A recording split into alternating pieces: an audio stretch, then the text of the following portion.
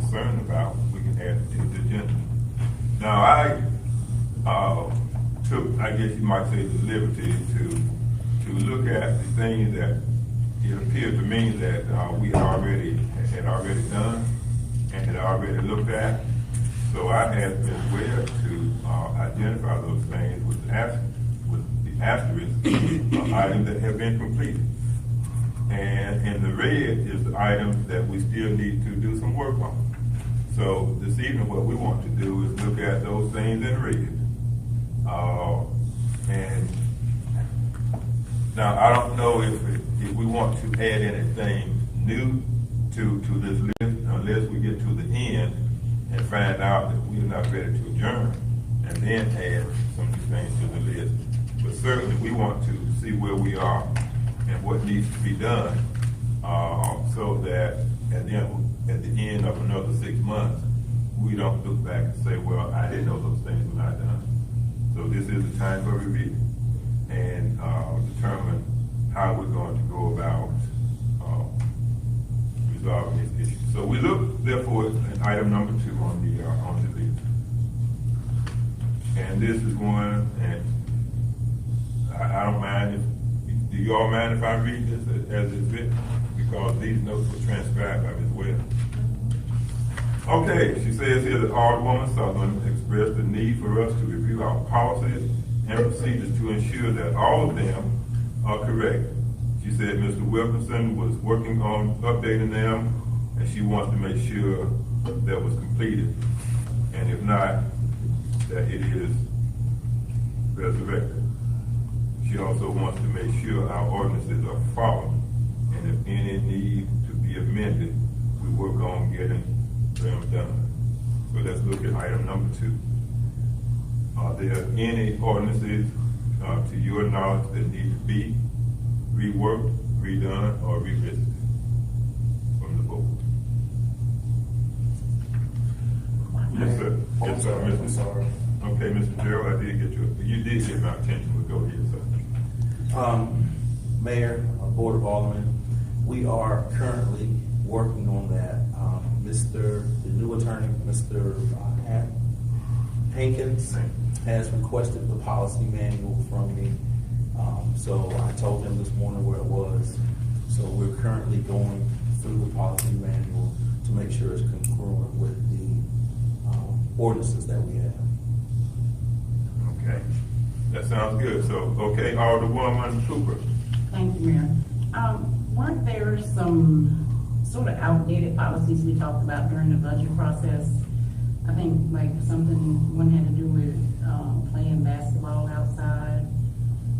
Just some things that are a little outdated or not needed.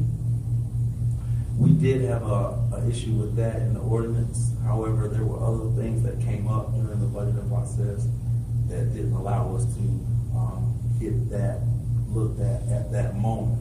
However, with the new attorney coming on, he has to familiarize himself with our ordinances as well as our policies. So we're going to probably be able to do it and do a better job of it this time. Okay. I had one other thing. Yes, go ahead. I called you about where those donation boxes are becoming a real blight in the community, and it's not the people who put them there, it's the people in the community. And one of the things that I've been hearing is that, and Mayor Dobbins has expressed this, is that as town residents, we can't use the Manchester dump. And I looked over the notes, and I think back in June, we had asked you, Mr. Gerald, if you would check with the county and see whether or not town residents can use that dump or not, so that we could get some clarity, because if the man at the place is telling us wrong, you know, that would be something we could tell people. We maybe put signs and say, look, you can take this to that dump during these hours. But something to get rid of all that blight. But before you respond, in our set of documents here, we just need to find that's the issue that I addressed. So if we'll just peruse through this and find it, it'll be numbered, and then that can tie back into number 2, if you will. Okay. So you all help me find it. Let me find it here. I don't know exactly where it is, but it is in this set of paperwork. Here it is, item 12. Where we are, but see, this will tie back into that one. See, item 12. You see it? Now that is an ordinance, is that right, Alderwoman Cooper? You are addressing this as an ordinance, Yes, right? I'm trying to get some type of ordinance for that, Okay. yes. Okay, so then let's look at item 12, where I said or stated that I would like to see the blue boxes for clothes and shoes removed from town because people would leave furniture and all kinds of items not meant for those containers, and that do not fit in the container, and they become a trash dump. Alderwoman Jackson? You kind of hit the nail on the bud because we just found a dog, pit bull, that was put inside one of the blue boxes. The Spring Lake Police Department had to take the dog out. That was a couple of days ago. Yes. And the dog was very livid. Somebody had dumped him a pit bull in there. So that would Yes. really give us a reason to address that like right away. Okay. So item 12 then, we can tie that in with item number 2, right? Because 2 we saw as an unresolved issue, and 12, even though it's in blue, we see now that it is still unresolved. Okay, anything else about item number 2 on the agenda? Now, we don't want to get into something new. We want to address item number 2 on the agenda. Alderman Christian. Thank you, Mayor. At the last community watch meeting for Holly Hills, they expressed concern about vehicles parking on the side of the road in front of yards. And it's difficult to get through there sometimes when you have houses on both sides of the road, the street, people parking their cars. I was wondering if there's something we could look into in the ordinance to allow, enough room for emergency vehicles to get through, things like that. Alderwoman Jackson. I think that would be a problem because most of the time the people are parked on the side of the road is because they got overflow company. Yeah. Of people coming in, maybe just let the residents know they're parking as close as you can, but you can't stop them if they're on their property, to stop them from parking alongside the road. I just thought I'd bring it up because it was As an ordinance review. Yeah. Okay, so as Mr. Hankins, I'm sure not here to look for anything to do with parking as an ordinance. Does anybody remember if that is addressed in our ordinance? I don't believe it is. Okay, all right, well, okay. All right, anything else about ordinances? The whole general category. Now, one other thing, having looked through each of these items, is there anything else among these other numbers that could be addressed as an ordinance? Because when we leave ordinance, we can go on to something different. Alderwoman Jackson. And number 3 it states about the ordinance for pickup, for the trash, I believe. Okay. So 2, 3, and 12 are tied together. How about that? 2, 3, and 12.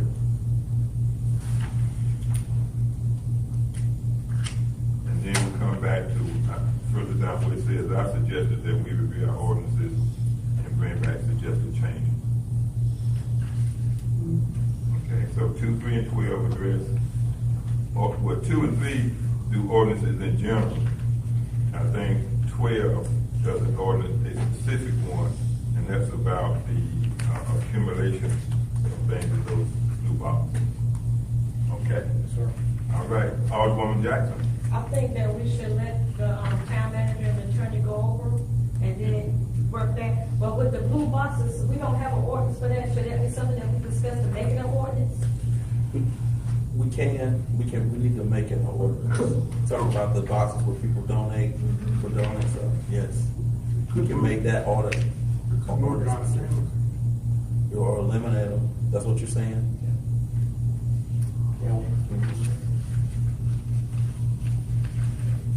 Yes, we need to discuss how those are configured now, whose property they own, who they belong to, who put them there, et cetera. But sure, we can. It's company, yeah, it's usually companies outside of the town that's doing it. Now, sometimes they stick them in there, they don't even talk to the property owners because they don't have any idea of how to get to the property. if I may, Mr. Mayor, maybe the thing to do is to reach out to those organizations or people who put the boxes there and discuss the problems with them and see how far they are willing to go with the town to address and resolve the problems before we start drafting an ordinance. Because I know most of them, when you put the furniture there, they probably 9 times out of 10 pick the furniture up too. The problem comes in, they only come once a week. So until they come, it just sits there. But usually, because I seen the truck pick up last week and he was picking up all the furniture and stuff that was out there, they clean the spot. But it just sits there and it just accumulates from week to week till they come, but they only come 1 time a week.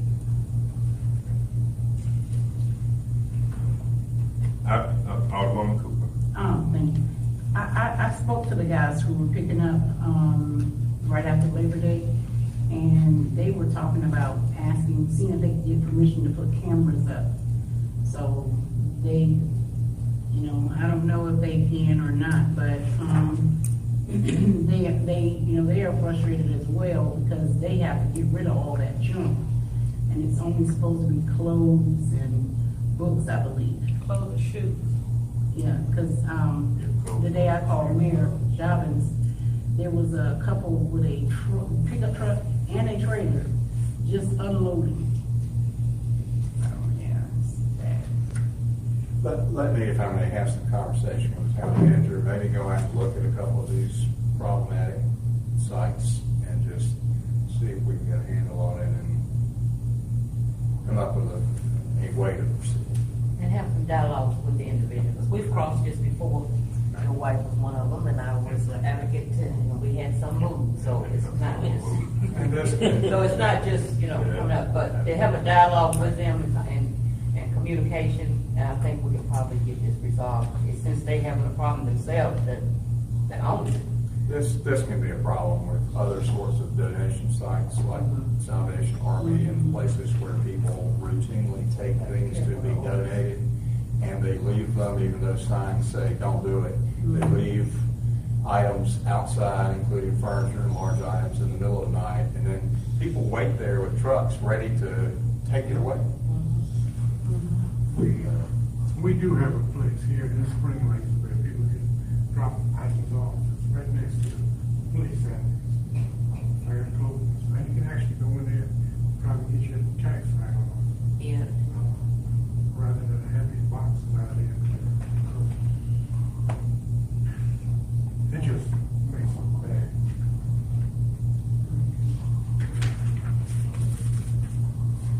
Okay, so now my note and our proceedings are being recorded so that Ms. Webb can do a transcript of our conversation, right? So then when we address this again, she'll have it summarized, maybe even word for word, I'm not sure. Okay, so let's move to item 4. Alderwoman Cooper, this was a concern of yours. Would you like to read it and begin the conversation on it? Sure. It says Alderwoman Cooper has had complaints about no lights on the Poe Avenue Bridge. This is a NCDOT issue. The town has been in contact with DOT and will continue to advocate for additional lighting in this area. Alderman Christian suggested reflective signs. He also suggested we contact NCDOT about the safety of the guardrails at the ends of the bridge. And 5 has to do also with that construction, if you would read that one as well, please. Alderwoman Cooper expressed concern about the pedestrian crossing on Bragg Boulevard and the need to address this. Alderwoman Sutherland also agreed that we need to be proactive on this issue. Okay, all right, let's end it. Let's talk this one up. Mr. Gerald, I think you have some information. Yes, Mayor, Council. We were able to add guardrails all the way around the circle and along the overpass. However, we still haven't gotten any movement with the lights. The lights now are not a DOT issue. Now they are a progress energy. It's not progress. Duke Power. Duke Power. It's a Duke energy issue. So DOT is now having to put in a work request through Duke Power. So we constantly go back and forth with them, trying to see where that is. Alderman Christie. What about my suggestion for putting reflective signs for temporary? Yes, we talked to DOT about putting up reflective signs, and they were non-responsive. Is that something we could do? I imagine it would be hard.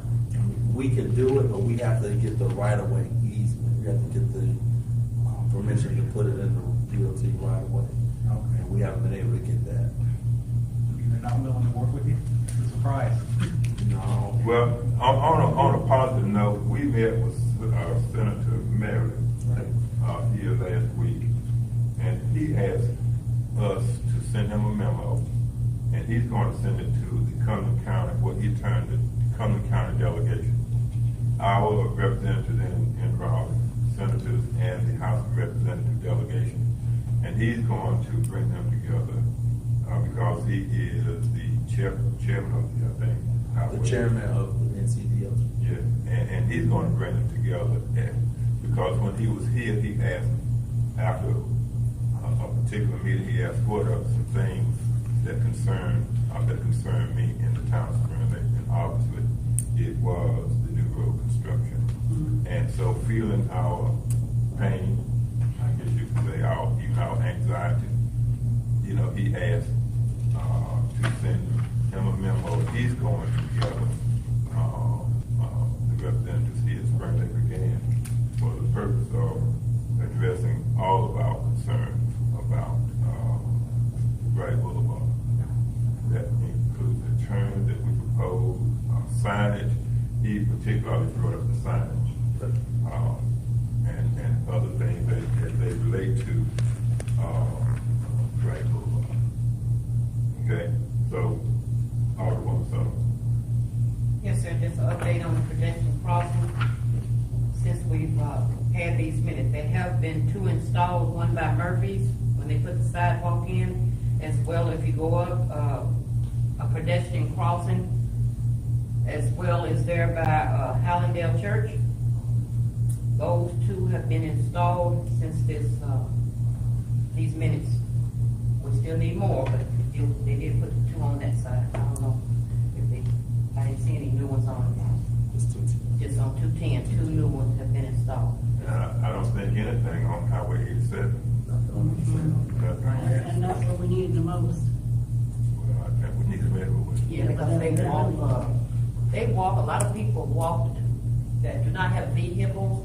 That's why you see the baskets all around town of Spring Lake, and we need to pick those up as well, like we used to, but while we're talking, to get their groceries. And so with that sidewalk being installed, it's been a great help to the citizens here in Spring Lake that have to walk.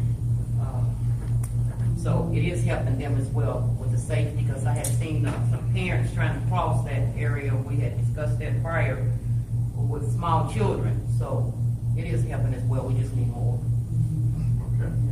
And there have also been a few good things that have come out of this as well. So we're not here to, complain and beat up on anybody, for 2 hours, but also to say thank you. Because those guardrails, we have been pushing for that, and I'm thankful that they're there. Even though within 3 days, the one on the southwest corner, that thing was virtually wiped out in no time at all. Now there is there at the Super 8, they did not put a guardrail down there, but that's still 12-foot drop. But I understand that they're still looking at that, but they need to move it. Right. Okay. So we're thankful for the project. Can I just say this so it can be on record, since we're talking about the pedestrian crossing, the safety, DOT, to my understanding, there was a casualty in front of Lillian Black because people yesterday somebody was a head-on collision. We didn't get the memo, but normally when stuff like that happens, but I seen the police officers going real fast up 210, and I received a call and said there was a head-on collision right there in front of Lillian Black, a casualty, because individuals are utilizing that road because of DOT's, the new road, 210, and trying to cut and go through there. But if you look at that road, we might need to take a look at that in front of Lillian Black. I don't know if we can make that out of a one-way, because it's not designed for a two-way. And then if you sit there at the, by the restaurant, what's the name of it? The little small one. Checkers. Right there where that stop sign, and if you're sitting there, because there's no errors or anything, you have people come around you, because I'm trying to look and be careful, and they're getting upset, they're blowing, but they're going around and then trying to get back to hit Gray Boulevard. Yeah. But that's a dangerous area, but please check it, hearsay. But I did see the fire department, the police officers all around there, but what I was told, it was a head-on collision, two vehicles ran into each other, and it was a casualty yesterday. Somebody did die in that accident. Was that last night? It was about, I was walking my dog, probably about 7:30, 7, Oh, yeah, I was 7:30. in the Walmart. I saw those police. Exactly. Oh, okay. They used to be a light traffic road. Yeah, it's Right. a school zone. It's a school zone. Exactly. It should not be that way. I'll check on it. I think I did see the fire trucks, but I didn't get anything, email from my department They head. was coming down 210, I So thought I they will had to check. be going 150. I will I didn't know check. they could drive, that's good, but Yes, especially the ma'am. new ones, make sure they can. Yes, ma'am. Because them boys are not playing when they on, they go Yes, so ma'am. fast. And You know, I think it's safe to say that could be tracked back to DOT's. Exactly. Design, instead of the design, Because they what we want were to be using saying. that road now, and they use it and do it. And hopefully, Senator Meredith will call them to see that. And that's very important, because, you know, it's a parking area as well, and I don't even see, lines there to say it's a two-way.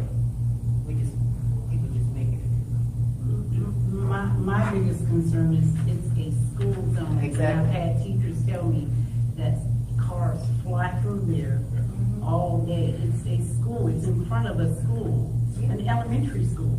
Even in the morning, when the people are going to work, they utilize it. And a kindergartner just may, God knows we hope not, walk across the street without it. But I think That would be so, wow, we feel your pain.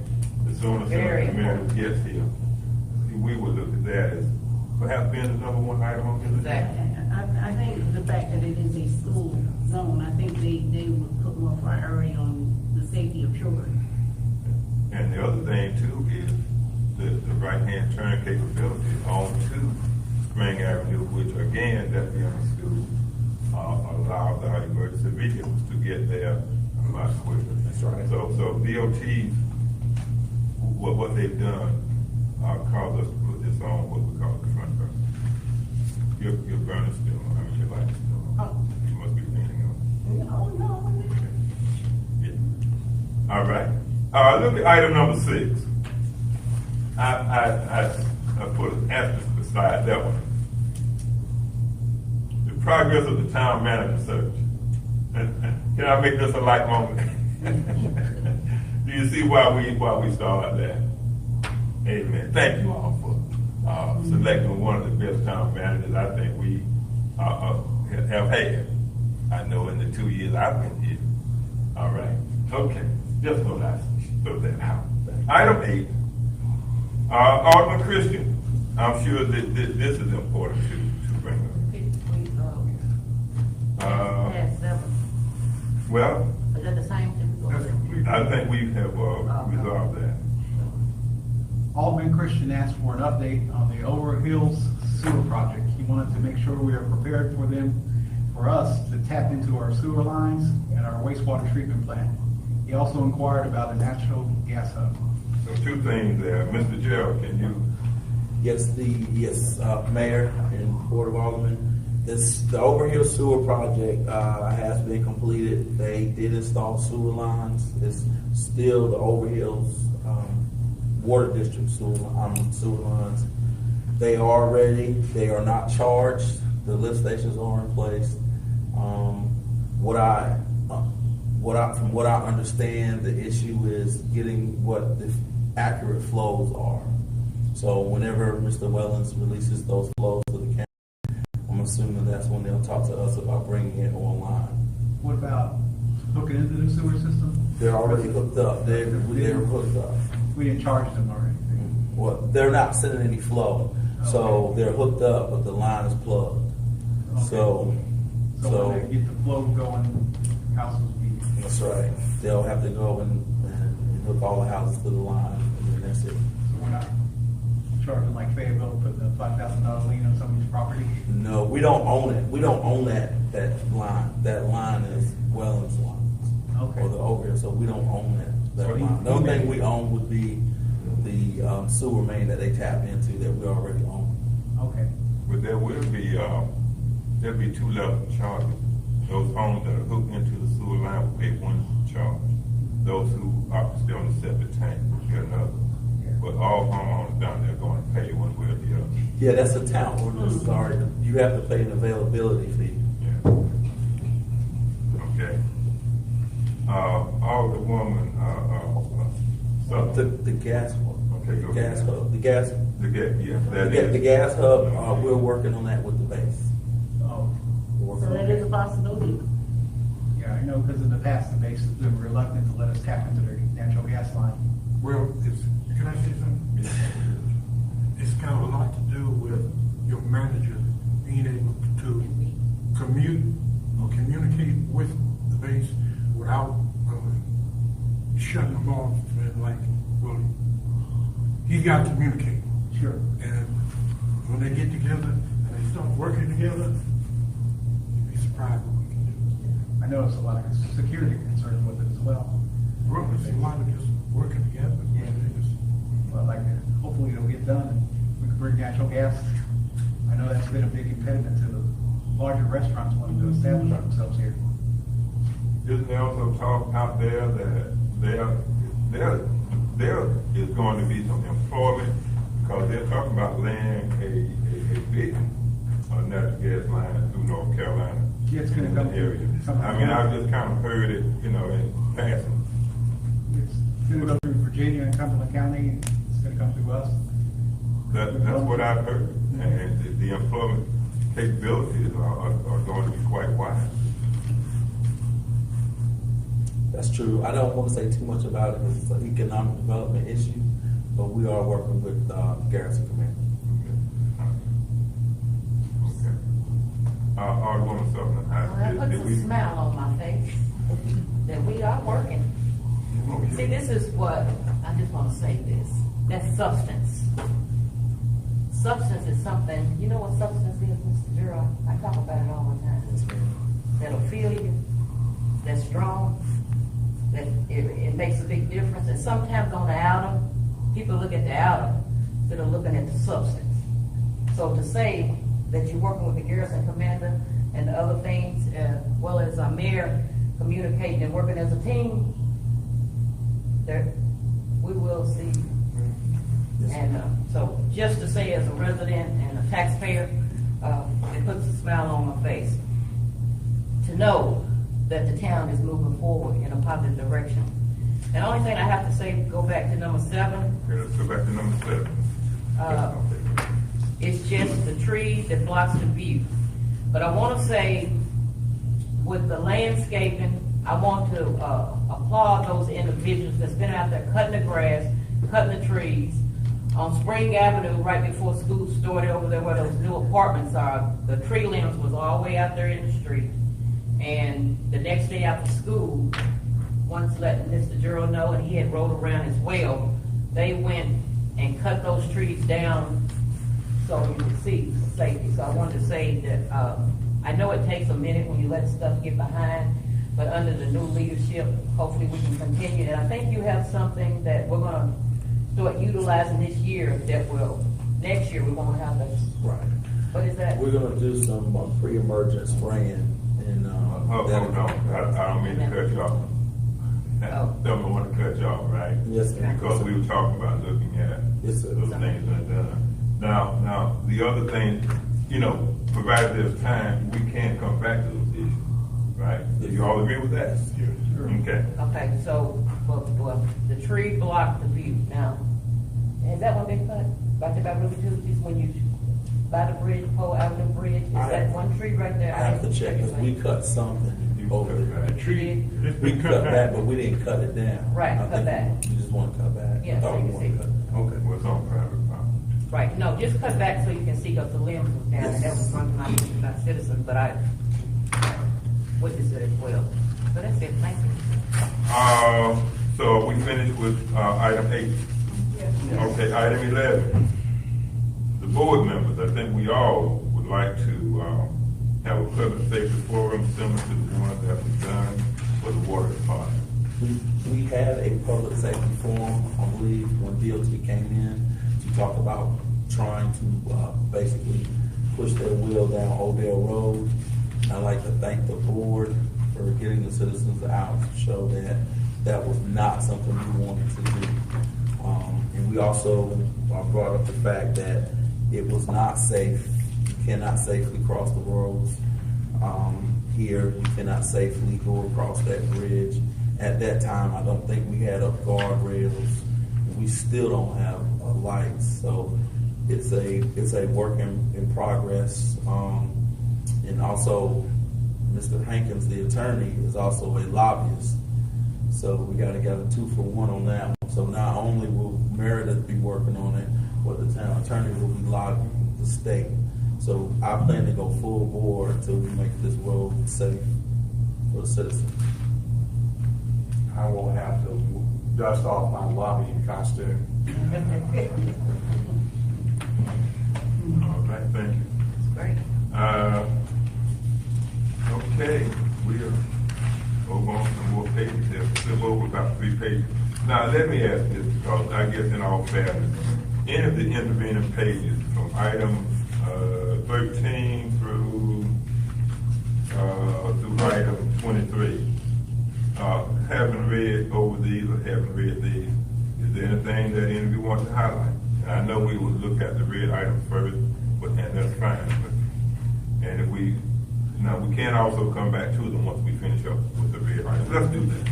Let's do the red first. Professional Town Hall, Mr. Gerald. That was, you lead off this discussion. Yes, sir. It's not numbers now. For some reason, I think this is probably the second meeting. So we did have a employee meeting to talk about addressing each other as sir or ma'am. Also greeting the citizens with a pleasant face, which I do feel like we have achieved this. Now, I don't think we're perfect at it. I don't think we always get it right, but I have gotten several compliments about how the staff has been acting, and definitely in dealing with issues with the seniors as well as the issues with the water bills. So if at any time your constituents or yourself feel like they have not been properly addressed, please let me know. Alderwoman Jackson. To let you know. All right, let me know. We've got, you got a town employee in the water department that a lot of citizens have been coming to me about her when they come to pay their bill and stuff, and I hadn't gotten into contact with you with things that's going on with me, but just to let you know, you might need to have, the department head to kind of talk to their people again about how to talk to these citizens, but they are our citizens, with a little bit more respect. It's borderline from what I'm hearing, racist stuff. So just, I don't know how true it is, like I said, just passing the word, but it's that one employee and her name pops up all the time. I'll talk to you offline. And that's important to address. Do you think? Yes. Does the board think so? Yes, yes. Because when they come to us, they come to us now. There is on the third line here, and the need to do some team building exercise. I'm still kind of looking for us to come together like a Golden State Warrior. Shit. You know, any of those 13 guys on that team, you know, can almost win a championship by him or herself, but not as an individual. Right. Individuals have to do it with 13 solid players. Yes, Mayor, Board, we were, talking, about a team building exercise, and we were actually looking to do the canoe, row on the river, but we weren't sure everybody could do that. So, Rhonda and I are still kind of putting our heads together as to see where we can go, who we can bring in to do team building exercises. But we haven't forgotten that one at all.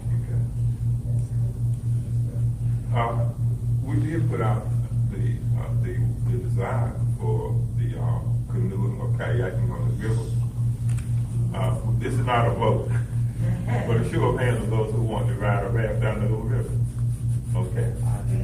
I mean, I do, but a lot of people don't. A lot of people don't want to do that. Well, They don't. but if we volunteer, then that can become part of the canoe team, the kayak team. Right. We might be Olympics one day. I'll be on the cheer squad. Okay, we got that. I'll lead the cheer squad. But yeah, I think that. I already ride slim. And we'll leave it out to the employees to thank you for working on that, sir. There's nothing like a good. Folks ain't big enough. I'm gonna vote this weekend. Anything else about a professional professional field when it comes to town hall? Okay, thank you all. Town hall security, that's the next red item.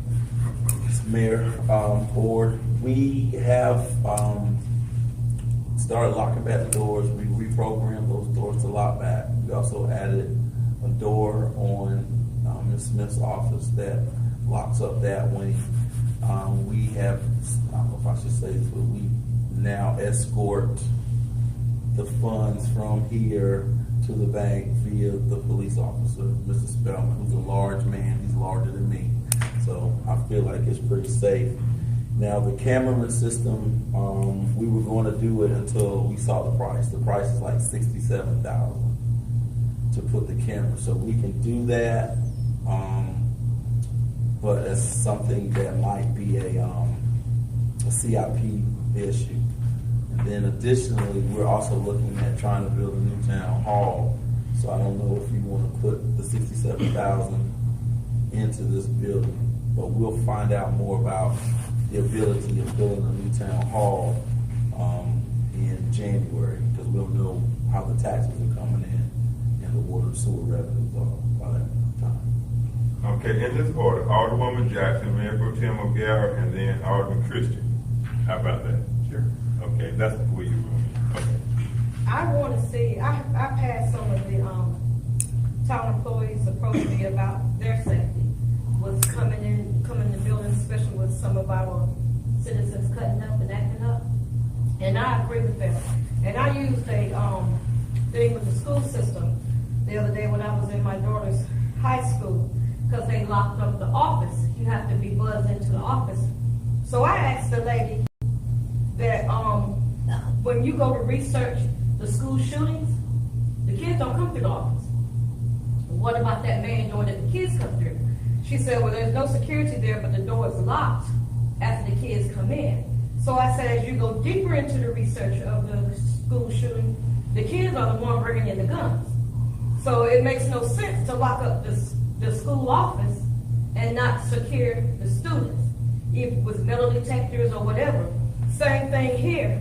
If we got our side locked up for our heads, what are we doing for the people that our employees on the other side? They have to have some kind of safety because they're working just as hard as we are, because without them we wouldn't exist anyway. So, we have to make sure that they're safe on that side.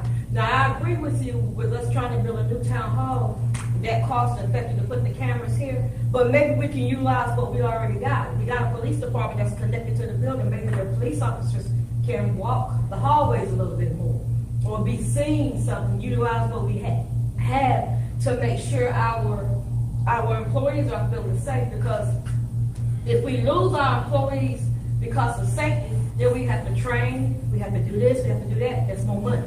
But if we already work with what we have, and that's already diligent, and they're already concerned about the citizens, and if all they want is a little bit more safety, then let's give them a little bit more safety. Let some of these officers that's sitting around maybe just patrol the area a little bit more, because we've had Miss Ann come in here and other people come in here and make threats. We need to see what we can do on that side of the building, especially with this young man right here in the front, because if anybody want to storm and they come through that first, he's the first one to go. No, personal. We thought about that. The issue is not, the issue is whether or not you're gonna have that human contact. So we could have locked the doors, but people still have to go back there and pay their water bill. So, I looked at other cities like the city of Sanford, and they don't lock up their water department. That essentially is our water department. But we could do something like put in a glass screen for I would think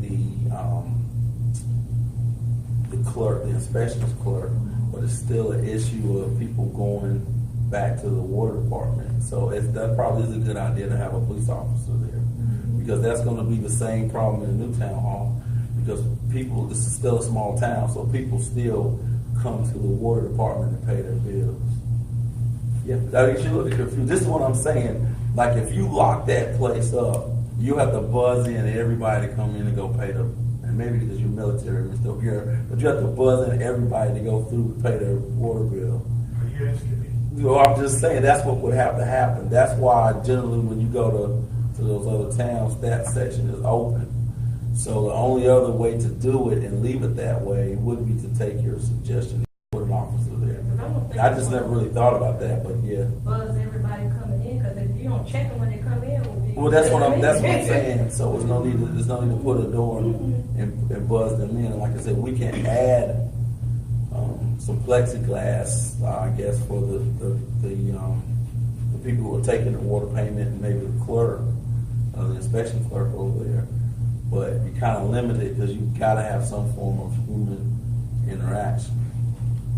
But the addition of this officer walking the halls, I guess we could do that. I know I don't want to say too much. I know there's certain safety precautions we take with escorting the funds. I don't want to get into that, but there's certain precautions we do with that. So maybe we can bring an additional officer over. So that's a good point. Make it part of it, they should. Okay. Alderman. Okay. No, I'm sorry. No. Alderman O'Gara, and then, Here. yeah, put you on that, okay. I guess I'm gonna sound like a soft person, but I think we got too much security right here. We got 2 locked doors. The citizens are asking. Now, I'm not just saying this about myself. I've had people up in the past, but they forgot to come back to you already. But they've actually said, $20 spent on more security to cover this area here. The way I see it, all you do is live. And if you don't put a cop up here, I guess we're going to tell him to go home. Because we ain't going to need 2 people up there. That's what So it's kind of like people have got the flow. We do have cameras in the hallway there, monitoring people coming in, and we've got cameras down by the water department.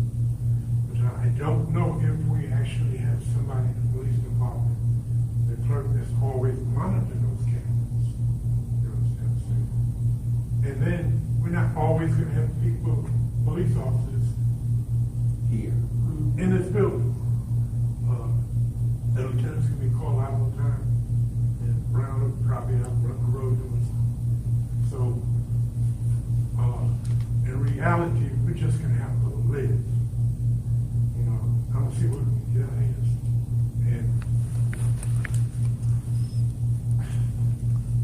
it's like preparing for something that we hope doesn't happen. But to get up here and say, well, we're prepared for this, then we need to be looking at getting more police officers to actually come out here and take his job. That's what I want the Fayetteville. That they do have a police officer that's a greeter. Their greeter is a police officer. He's an armed guard. Right. You don't want to take his job. No. You don't want the police I wasn't suggesting that the police officers sit here. Right. I was suggesting that, you know, they come to work, they come in and just walk through and just And not the see, whole because day, sometimes, just- yeah, not the whole day. No, not the whole day, just like the one that you have security that takes the money, if we suggested they shouldn't be going, when he comes in, he can just walk through. Exactly. If Brown is sitting at the desk, he can just walk through, if just every now and I then, just think- get some presence so they can see Yes, that. ma'am. Make him feel safe, Okay. just to have him Not to around. have him just to be there, you know, just walk through, you know. Yes, ma'am. Like if you walk through and say, hey, how y'all doing? You know, the town manager, you're walking through. Okay. Take him 2-3 minutes. That's not the best. And the presence. Right. Turn the whole thing over and over. Just walk through, Yeah. just the presence of. Just the presence of it. Okay. Every now and then, but nothing additional, you know. What kind of camera system do we have now? Because we do have cameras. It's an We old got a system. camera that says you walk in, look up, We can't get anything to tie black nailed in into. the ceiling. Yeah. And they've got one element, the water department, and the cameras, they can see in the police department. And the new cameras won't tie into them because they're old. They're old, but they work. They work. We can't buy a system and install it ourselves. Yeah, that's, is buying it and installing it. 67,000. 67,000. Wow. 67,000. Of course, where do you put a price on security? Well, People's safety. even with your camera, the camera that's there, they'll be able to catch Still it got when he's it. pushing in. Yeah. You'll He's still be still able to see, going in. it's not gonna stop him, No. you know. You So, can prosecute. we're gonna put him behind plexiglass. We're not worried about you. We know you get it. We got you. So that's the issue, that's the, and I guess we did the low hanging fruit, but over there it's just harder to secure, because you have to think about how you're gonna do it. And like Mr. O'Gara was saying, and like all the board members are saying, you don't want it to not flow. How far away are we from doing another town hall building? I think it's reasonable, I think we have a pretty good, talk with Village, I think we have pretty good funds with the changes we've done. You have a location? To find that, well, like I said, I'm not saying we're gonna do anything now, but January, I think January, we take a serious look at it.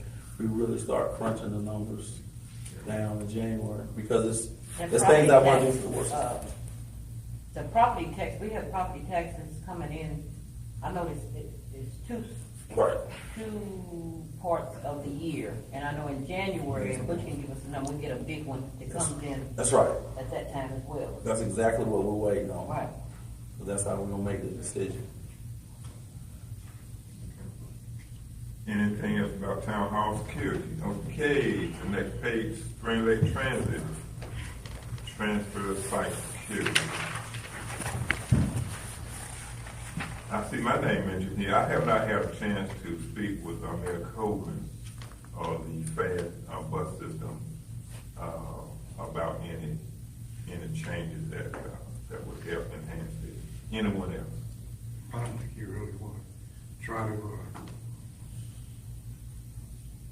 I think we ought to hang with what we got, and if anything, try to make some kind of deal so that people could transfer it to their system without it costing money, just the fact that they know that they paid on our side.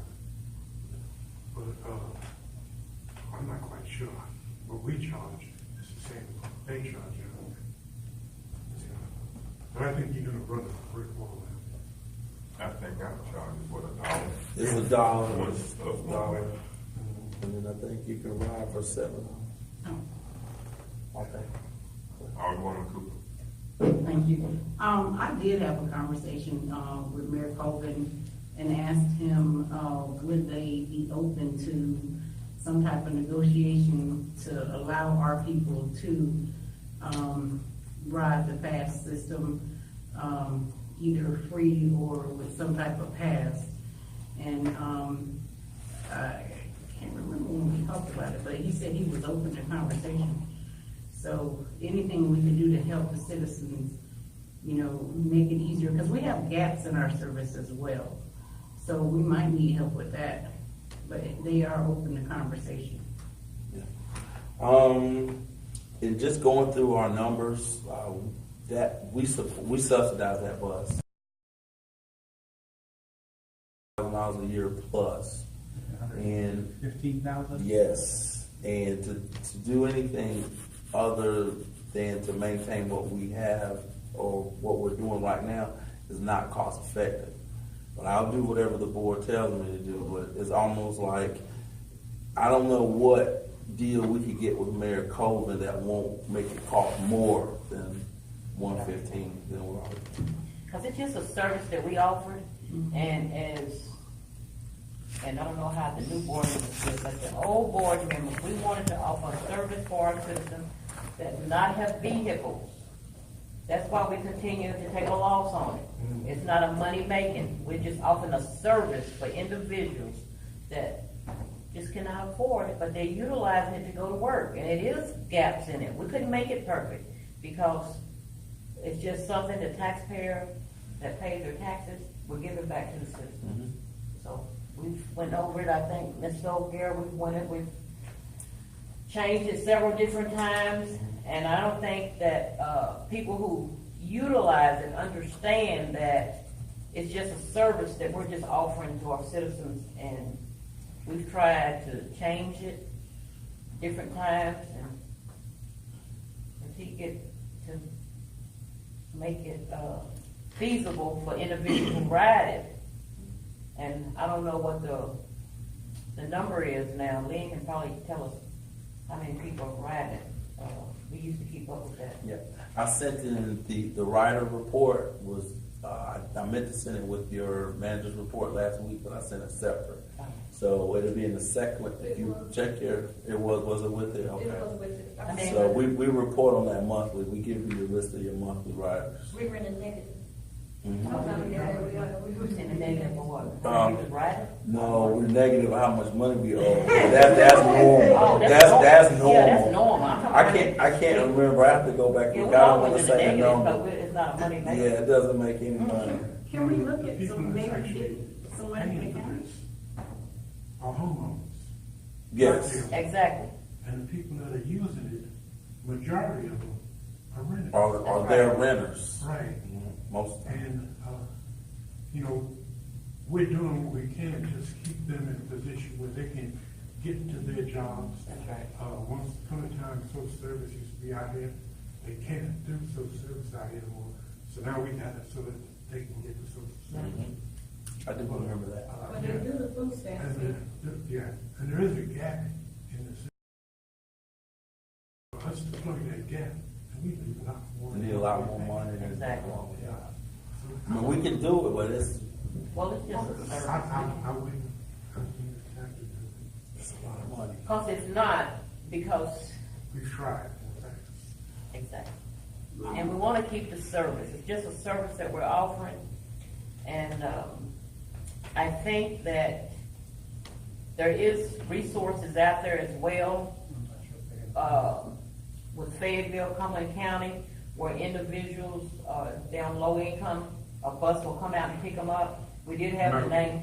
Something like that. Exactly. My neighbor, he drives one and he picks up people in Spring Lake as well. It's just that sometimes we have to do our homework, but the service that we have for the town that we kind of figured out, it's just a service that we offer. We're not making anything. We offer We it. grew out of opportunity to get grant money. Especially when we did annexation for Bragg, and we picked up this,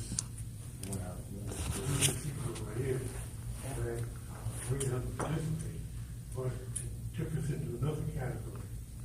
And, we've got to flip it there. And we need not to even think about canceling. If you don't want to get overrun. Yes, sir. I understood. Yeah. Okay, did all of you get a chance to, I kind of lost track of. Oh, no, I agree with what all you are saying. We've been doing this 7 years now, at least 7 years. Longer. Yeah. So we had 5 years before you got the bus. Right. Yeah. There we go. I was just gonna say, maybe they put new grants out there that we can help subsidize it, or we could ask the county, we are residents of the county, and we can ask the county to help us and subsidize that bus, I mean, I would never advocate to end it. And, you know, regardless of whether it's more ridership from renters, they still spend their money, so we do get tax dollars from them. So I think it's really important that we, you know, maybe try to reach out to the county and ask for some subsidies, because we are residents of the county. Are we asking for subsidy for what? They're paying us to go, No. You know, to help with our To budget. help with our bus system. so, so we're saying that when they leave Spring Lake and they go to their stop to transfer, we're trying to help them transfer from one Right, bus to another? right, because typically there's fast grants, but usually that goes to one, doesn't it go to usually one, public source rider, so we'll be competing with funds. I They think. said we was considered as rural, but we didn't reach out for grant money, and it should be in our minutes. And, we was considered as rural now because we picked up, some more popularity. So it's in our minutes, Yeah, Tier one. you're right. So that's what happened with that grant. initially, it's about 12 years ago when we got this thing going. We were able to find some money downtown in the county, which was federal money for, That was because you were tier two. Right. yeah, You were tier two, so you no longer qualify for that. and that was like $87,000 a year. And we wrote that one till You went to tier one. Tier one. and it seems like they should be able to get some little something. I mean, this is my goodness thing over here. You know, I don't think we should just blow it off. Probably should ask them. Turn around next year and ask them again. You Well, know? I've had Mr. Cooney, start down also in with fan post. So we're gonna see if we can get some money to do that, 'cause that's like a new system. Yeah. I'm sure the county gets some money for transportation, and are we getting our piece? I'll have to check. Let me look at But it. they're not running, they're running a bus to fulfill. They're not running buses right Is it still going on Fort Bragg? It's not going on Fort Bragg? It used to go on Fort Bragg last year. now. That's what we have. Right, we were talking about that, because they was gonna go to Linden Knolls, and that's how we was gonna be able to pick them up coming through Spring Lake. Yeah, we were talking about that. There was some conversation out there about that at one time. Okay. Today for the, transit system. Okay, Mr. Gerald, Mr. Cooney and inspection. Yes, Mr. Cooney's still doing the inspections. He's taken the test and, he did not pass it. He is slated to take it the second time. Now, mind you, he's not just taking one test at a time, he's taking the combination of all three because he's an engineer. And these North Carolina tests are not easy, I can tell you from That's getting the one you took and passed, though, huh? They're hard to Bail me pass. out. They're hard to pass. So, but Mr. Cooney is still a licensed engineer, a structural engineer. So he's still able to do those inspections and keep us compliant. So I just ask the board just be a little patient and let him get his certifications. Uh-huh. Okay, and something else in terms of inspection, I've heard some comments about how effective now our nuisance signs that are being posted around the town now. That some folk are beginning now to, you know, take care of their yard and even move vehicles. So something good to come out of this. Mayor Pro Tem McGaffey. I've gotten up with Lynn, and I've had people come up, I think, 2 Fridays ago. Young lady came to me, no, a young man came to me and told me about this house next door. I gave him a call. She said, "Mr. Gary, you know the signs in the back of the truck out there. I just need to know where it's going." So they signed in the backyard. And I came. Take this sign out there? I mean, just take the quick. Sign work. Yes. Well, thanks for that. And while we're on this then, at the end of my street, and this is county property, and this is where some dialogue needs to come in. We have abandoned, I'm gonna just call them trailers, I used to like to call them mobile homes. But we have some trailers now that are in such bad shape. The very best you can do to straighten up the end of Pine Tree Lane is tear every one of them down. That's a little neighborhood, and I don't think any of them right now will have anybody in it. Okay. It's an eyesore of one person. One lady with a flower. That's her home. And it's across the street from a star 5. I mean, a 5-star, Stonegate, a 5-star condo. You know, I wouldn't want to be on the northeast side and have to look at that or drive out. You know what I'm saying? Right. I mean, we're looking at somebody else's property values going down because somebody else won't eradicate that house. And this has to be, I think, an initiative between us and the county. Okay. And not, and while I'm talking about the end of Pine Tree Lane, also over, off Broad Street, Right. that county property over there. You know, we're talking about going into, we're talking about economic development and improvement. And I tell you, with what we see now, we're discouraged. But I thank the code enforcement, our personnel, for what they've done. Anything else about that? Yeah, going down Spring Avenue, very end, as you get ready to turn, as you pass Broad Street, you go to that curve, right there. Is that our property, or that road there? The dirt road? We call it real. No, not the dirt road. You know, as you curve, Some of that is, and some of that isn't. It goes in and out. right in the curve. Somebody Thank you. has, we've done some kind of work on the drive. Okay. I'll check, because I don't want to say, you know, go one or go. Yeah. That's in the curve, it is kind of like the curve, the rocks all over the road. Okay. That's wrong. Right. Now, that trailer park that Mary Dobbins was talking about was slated to be tore down, so I don't know what changed. We're gonna add, I'm glad you did that, because we need to add, we have a couple of isolated trailers too. So when we come back, we're not only gonna grab that one, but we're gonna grab the other isolated trailers. Was it Crucifixion Church? They done started working, and that area's about to We gonna get blow it. up over there. We can reach here. Okay. Okay. Water ops.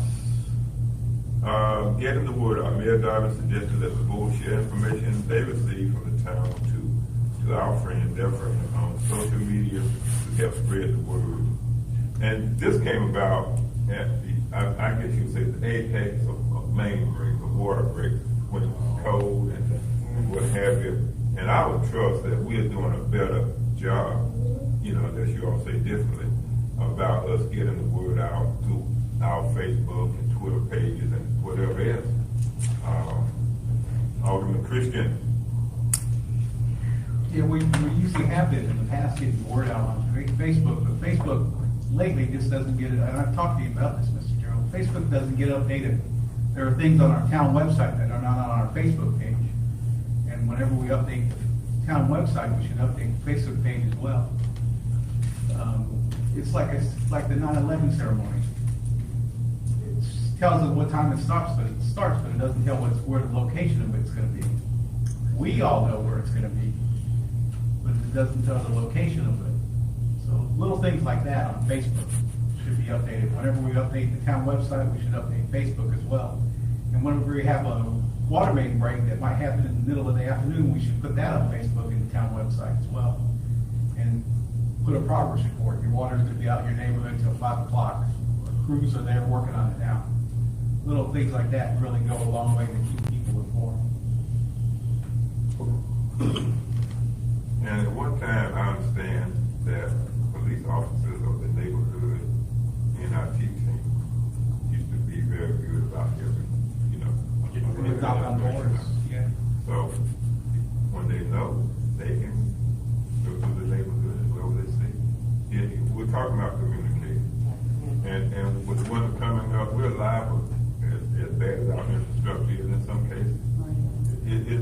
I hate to say it, but it's gonna happen some more. Right. Well, how about this, hurricane that's coming? Yeah. Bring that list there. Well, that's coming up. Yes. We have, we met today, and we've already changed the agenda item to add the declaration of a state of emergency for the town, which will allow us to access FEMA funds.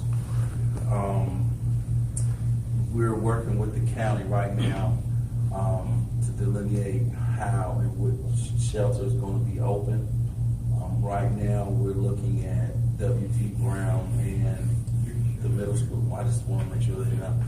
And because we anticipated that being no citizens here, you know, to be able to share. Right. I mean, but go ahead. Well, I mean, we're videoing it. Okay.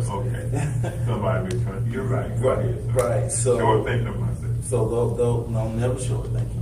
So, and then the county was talking about bringing in buses. I wasn't real sure about busing people out of the Pine Forest. That's kind of what the county was hearing. So I have Jason right now working to make sure we have, our centers open up here. The only issue, the one issue, or the major issue is generation, is the, generator capability. I'm worried about that, the dam not going anymore. I'm not, I mean, really, everybody's worrying about it, but it's empty. So it's like a stormwater retention pond.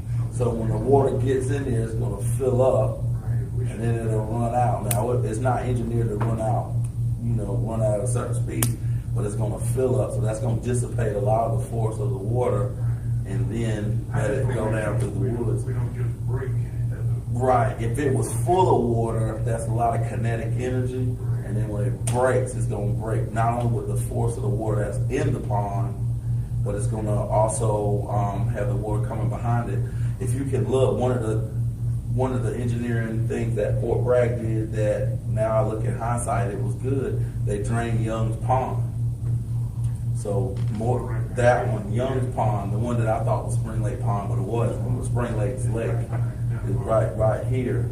So when that water came off the base, if that lake would have been full, when it did discharge, it would have come over here and got Spring Lake. So in essence, that's sort of how that lake is going to work. The only problem is it's not designed to really slow the water down because it hasn't been engineered, but it will naturally slow it down some. How about our people that are in low-lying areas? Yeah. What we're looking to do, has been my experience, is to tell them to evacuate. So tonight, after we make the announcements, well, tomorrow we'll get with the fire chief, and we need to tell the people to get out of there today. I think tomorrow. I think some people are trying to wait till Wednesday. I think they need to be told to move out of there now, because you don't want to go in there and have to rescue people They unnecessarily. really go real far. They just need to leave from there. They didn't leave from there. They need to know that don't come to Spring Lake Jail. Right. If we're gonna shut all that stuff down, we're looking at shutting down town hall for today. Right. This is slated to be the headquarters until the power goes out. If we lose power, it will be at the fire station. And then We don't have generators. we don't have generators here. This is not generator capable. It's not mission capable. The building is old. The wiring is shoddy. I had Tom Cooney look at it at the beginning of the year. The gym is capable, but it's not set up for that. And it's been my experience, if you don't go in there and segregate out the people, you're gonna have chaos. You're gonna have something like you had in Louisiana.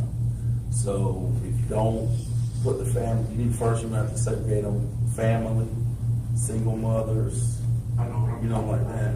Electrical system. Right, and you still would have to bring in a generator over there. Yeah, it was. We used it before. I know, but, And it worked. well, I think the problem that I heard and the problem I ran in You down, just gotta have people gonna work it, and then when they come in, they bring their own team in, Red Cross. Yeah. right, like if, Bring their, bedding and everything. Yeah, if you do it that way, but then you have to, there was issues with getting the people out once Red Cross came into the Right. role. So what you want to do is use the assets that the county has already had available. So you want to use the 2 schools, and you want to have that just in case. That means if the whole world starts falling down at the end, then you go ahead and allocate. But you don't use it as a first line. The headquarters here, with like on top. No. This is command center. We have a safety meeting every month. And this town hall was always the command center. The issue with the town hall being the command center all the way through is the power. If you notice, the screen is down. We're getting ready to put in a monitor in here where we can monitor the storm and run command center here for as long as we have power. This is going to be the command center. Should be able to just run a generator. Keep on kicking. Not if the wiring was, if the wiring was mission capable, we could. But the wiring is so old, you would be taking a chance, because when it takes the charge, then that's gonna stress your wire. So you're saying the rec would not be a better place for command center since it's newer? The rec would not be a better place because it's not really designed for that, and then you don't have it's not set up for emergency response stuff like the fire department is. So the gym is not designed for that. The gym is designed I'm for very rec. sure fire department, this place. And that's not anything new. That's just what the town had always enacted. We're just following the policy that the town Okay, bring it in. Carl, you have to try to do some more. Well, no, I just wait for somebody to speak. No. I won't say be quiet, no, because this is all important stuff. But Alderman Sutherland and then Alderman Cooper did bring it in.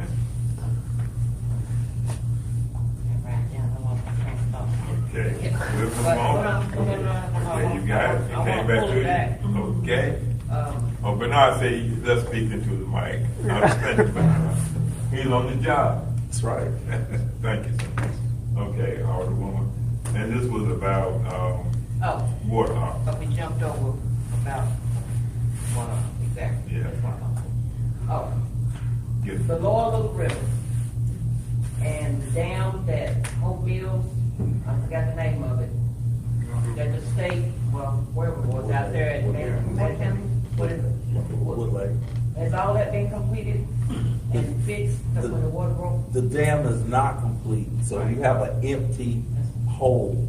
But what should happen is when the water hits, it'll fill that hole up, and then it'll discharge. Now, it won't discharge slow, but you'll have natural breaks. You'll have natural buffers in there between wood lines and tree lines. So instead of having that thing full of water, the dam. In the big holes in the road and all that stuff that corroded. Well, you're gonna get some damage if 30 inches of waterfall. You're gonna get damage just from that in general. But what I'm saying is, instead of having 3 billion gallons of water in the pond that's gonna come down here, plus the 3 billion gallons of water that's falling out of the sky, instead of having 6 billion gallons of water, you may only have 3 billion gallons because you have an empty spot. So you won't have all that kinetic energy. Okay. Now, during budget time, the fire department had come to the board and they had a wish list. Because during that time when we had the hurricane, they had to get individuals, and I think they borrowed a boat with the volunteers. The kind of boat they was asking for. Am I hearing that they purchased one, there's one on the way, $17,000? No, it's What? $8,000. We do have a Zodiac boat purchase. But what we're gonna do, since it'll be an emergency response, that stuff is reimbursable by FEMA. Okay, so it's gonna be it's on the way, There we go. you already have it? No, we don't. Not yet. It's No, we don't coming. have it. It'll be here tomorrow. Oh, I'm gonna say, because I just said. But it's not $17,000. Okay, I wanna make sure, because according to, let me see that. Yes, I ma'am. can't see where it came from. Yes, But ma'am. anyway, $8,000, we don't have it yet, it'll be here tomorrow. Tomorrow. Okay, and where is it gonna be housed at, In the fire department. for future reference? Correct. In the fire department, Right. so we don't joyride on it. Take Oh. care, that's what I'm asking, because of course it was asked to me now. It's- Because I heard it's pretty, It's not that kind of a boat. It's like a Zodiac boat, so Right. it's more of a military style Rubber boat. rubber boat. That's not something. with the emergency equipment on, to go out there Yes. and get it. I Yes. just wanna see it, because it's pretty neat. Yes, ma'am. So $8,000, we don't have it yet, and it will be here tomorrow. Tomorrow. Get ready for I'm pretty proud about that because we're I gonna know, because I know they asked for it. we're gonna advocate to get reimbursed for that. So Okay. that's like getting a free boat. Did you hear that, sir? Did you hear him say Yeah. tomorrow? Yeah. 3 times. Tomorrow, that was a song. Okay, thank you. Yes, Mr. ma'am. Durham, that's it, Mayor Dawes. Thank you. Alderman Cooper. Yes. What method are you gonna use for, communication, number one, during this storm? And, two, are we gonna institute a curfew? That is something, that's probably a good answer, or a good question rather. My previous experience is that we did a curfew. We always do a curfew. We will communicate those things through social media and Facebook and probably do a PSA, if that's added. I was looking at our proclamation. I don't see a curfew on it, but we can add a curfew on it. I know we did in Princeville. Now, the governor has already declared as well. Could you elaborate on that, sir? And, when we issue a curfew, he normally, and I think we follow. The governor has issued a proclamation. There were several good reasons for him to do that well in advance. A lot of them are related to agriculture, future FEMA reimbursement for the state and local governments. But often, the governor issues the statewide proclamation, and then local jurisdictions, municipalities, and counties follow up and issue a local declaration of emergency. Spring Lake Town Code already authorizes the mayor to do that in specified circumstances, and it has some provisions which I can share with you probably more appropriately in the regular meeting. Have to talk more now. I've been sitting here as you all have been talking. I've been listening, but I also have been working on a draft declaration for the mayor. Okay. Very good, great. And that's one reason, we were trying to hold that to 7, at which time, as we said earlier, more folk will be here, and even the few who may be here can also get the word out. But more on that later. Who would? Alderwoman Jackson. I think too, with getting the word out, maybe through the ministerial alliance, we can when we make a decision here at town hall, let them know, as well as community organizations and stuff, and let them know so they can help spread the word. Because the people that the churches may be able to reach, they don't have Facebook, they know how to reach their members. Yeah, the president of that alliance has been invited to come, and either he or one of his co-workers or co-members will be. They'll be the way to put it Yeah. We are, I think we are here to carry model. Yes. Okay. The next item, the streets, roads, parking lots. The board members. Mr. Christian, have you read anything for us yet? You may read that one. Oh, okay. Glad. Streets, roads, and parking lots. The board members would like to see repairs made on Holland Street and South Fifth Street. They also discuss speeding on Main Street and on Bragg Boulevard. That's about 3 issues. Yeah. The pavement, Mr. Gerald, would you, I think. Right. Well, we did, we just got the survey done for the power bill, and we will be addressing those streets. Holland, I think, had a severe water break, and we keep having to go into Holland, so that's probably why that remains open. We did apply for a CDBG grant. Things look good, but the federal government has not released those funds for us to fix that line, because we need to replace it. We tried to look in pipe bursting, excuse me, that's a trenchless application where you can fix the pipe and not dig the line, but it was cost prohibitive. So when those funds come free, we will move forward on that. As far as the speeding in town, I've talked. South Fifth Street before you go. Right. I passed that today. I think that has been resolved. And when this was brought up, there was a constant leak, and it was always full of crush and rust. But that has been rectified. So We were able to replace the piping on South Fifth we Street. can straighten that off. Can't we? South Fifth Street, Holland Street, it's still a problem. Yeah. Okay. Sorry. That's okay. In Main Street, we have gotten the officers trained in radar. I think we had to put on the radar school to get the officers trained. We didn't have the officers trained. But they do sit and watch Main Street, because I drive there at night, and they will get you on Main Street, so do not speed down Main Street. And Bragg Boulevard, we do sit on the curb, and if you read your manager's report, I mean, they sit on the median. If you read your manager's report from the police chief, you can see the number of tickets. The problem is, though, just the design of the road. So unless we're just, and we can't change the speed limit because it's a DOT road, so they control the speed limit. So unless we just add a traffic team, and that's what it looks like you might have to do, that's the only way you can ensure the 45 miles an hour. But that's gonna be at cost, but if you write enough tickets, maybe they can pay more. And then sometimes on weekends when there's less traffic, it's wide open. Right. On Sundays and sometimes on Saturdays. Motorcycle, man, those guys, they can 90 miles an hour. Any other things about, we're down to one more item, on our list. Hollandale Street, did you say that, we're gonna visit that again? But we already, Holland Street, we have to fix the pipe under the ground, so that's the reason why. Right. Why we don't, there's no need to put, right, if we patch it all the way, we'll be right back tearing it up. Because it's, terracotta piping. That's the one, though, that's the well. That's right, Yeah, that's right. thank you.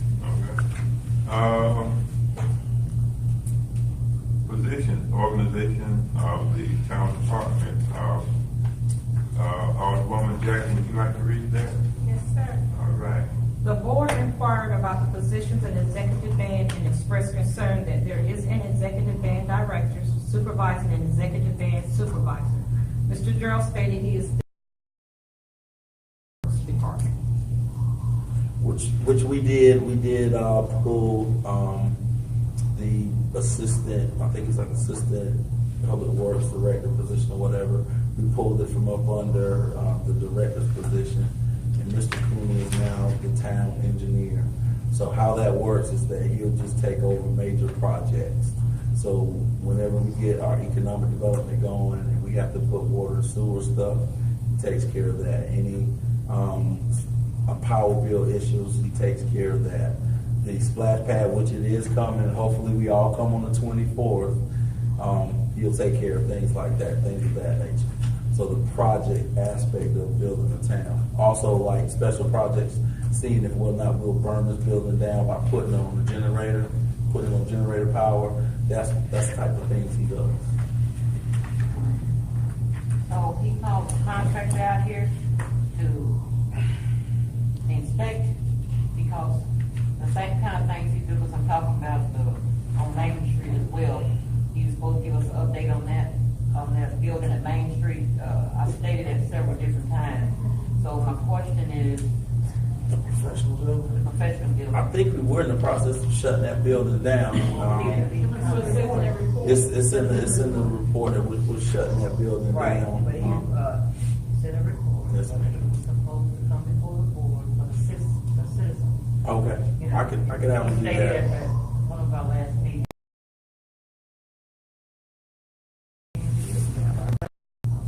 Thank you. So, help me out. Let's go back, for recap of what, because we have reached the end of our highlighted areas. Okay, items 1 and 2, that's under further review, right? No, 2, 12, and 3, so what you talking about? 12. Okay, 2 2, through 3, and 12, under Yeah. further review, right? Yes, sir. Okay, what about 4 and 5?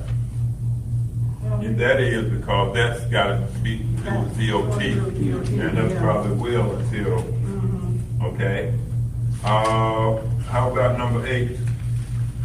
Because they're not yet hooked up, right?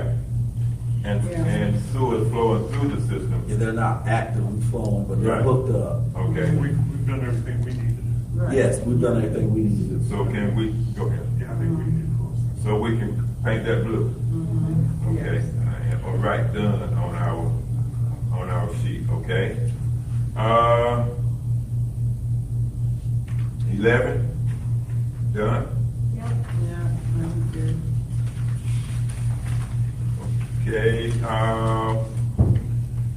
professional town hall, there is still the team building, so that's right now is ongoing, right? Yes, sir. Okay, town hall security, how do we classify that? Are we in a holding pattern? I don't think there's anything we can really do You just gonna, unless we're gonna. Have that officer. Have that officer. So we identified as ongoing, Yes.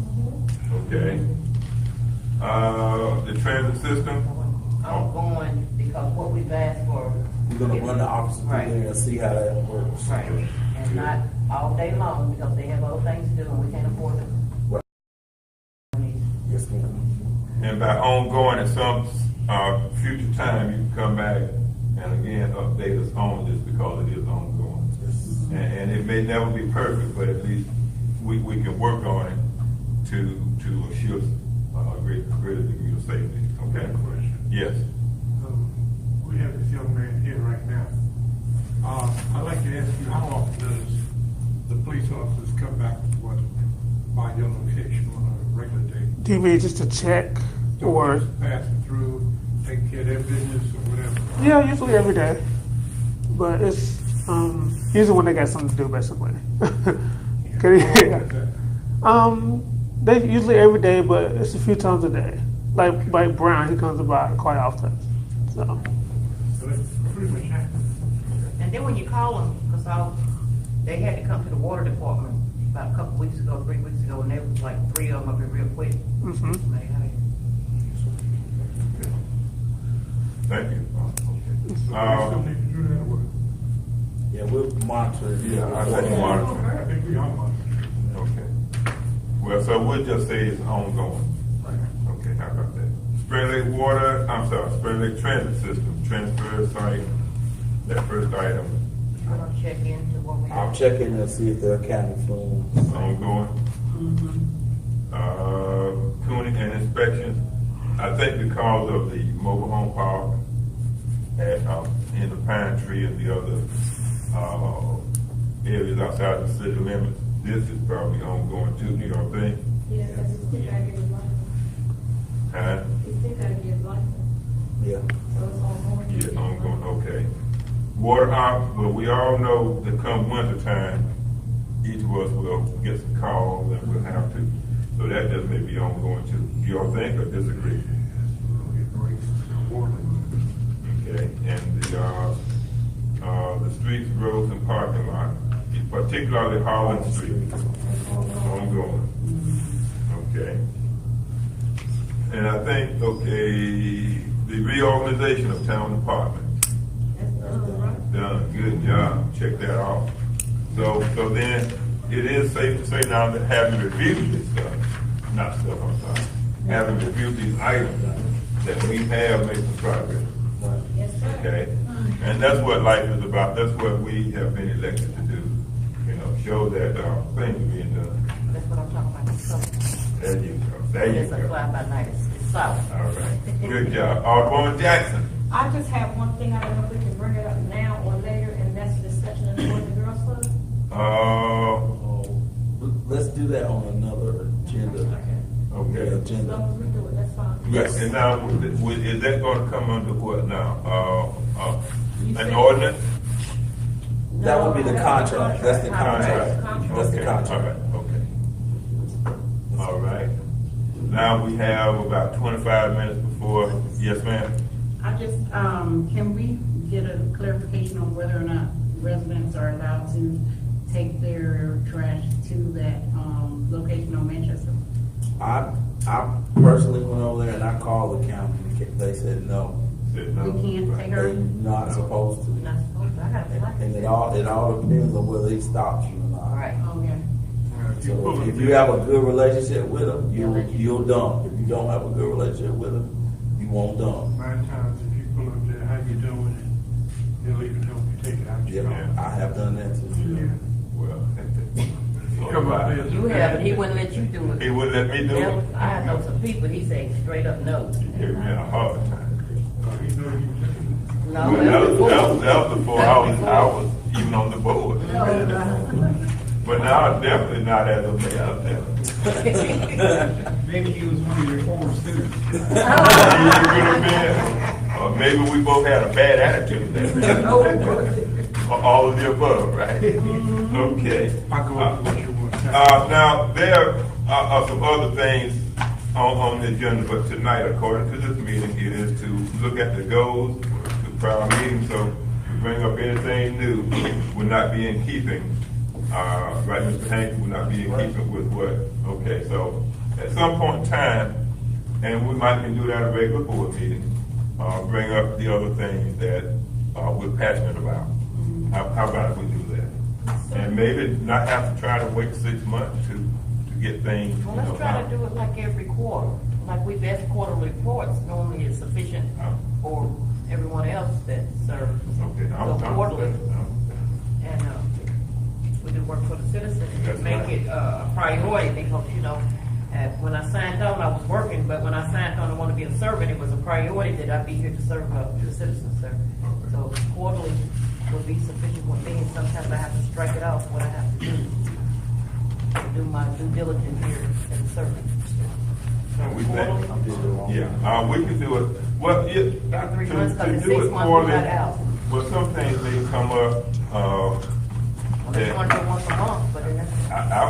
I would say on an as-needed basis. How about that? Because some things can come up tomorrow that need to be addressed.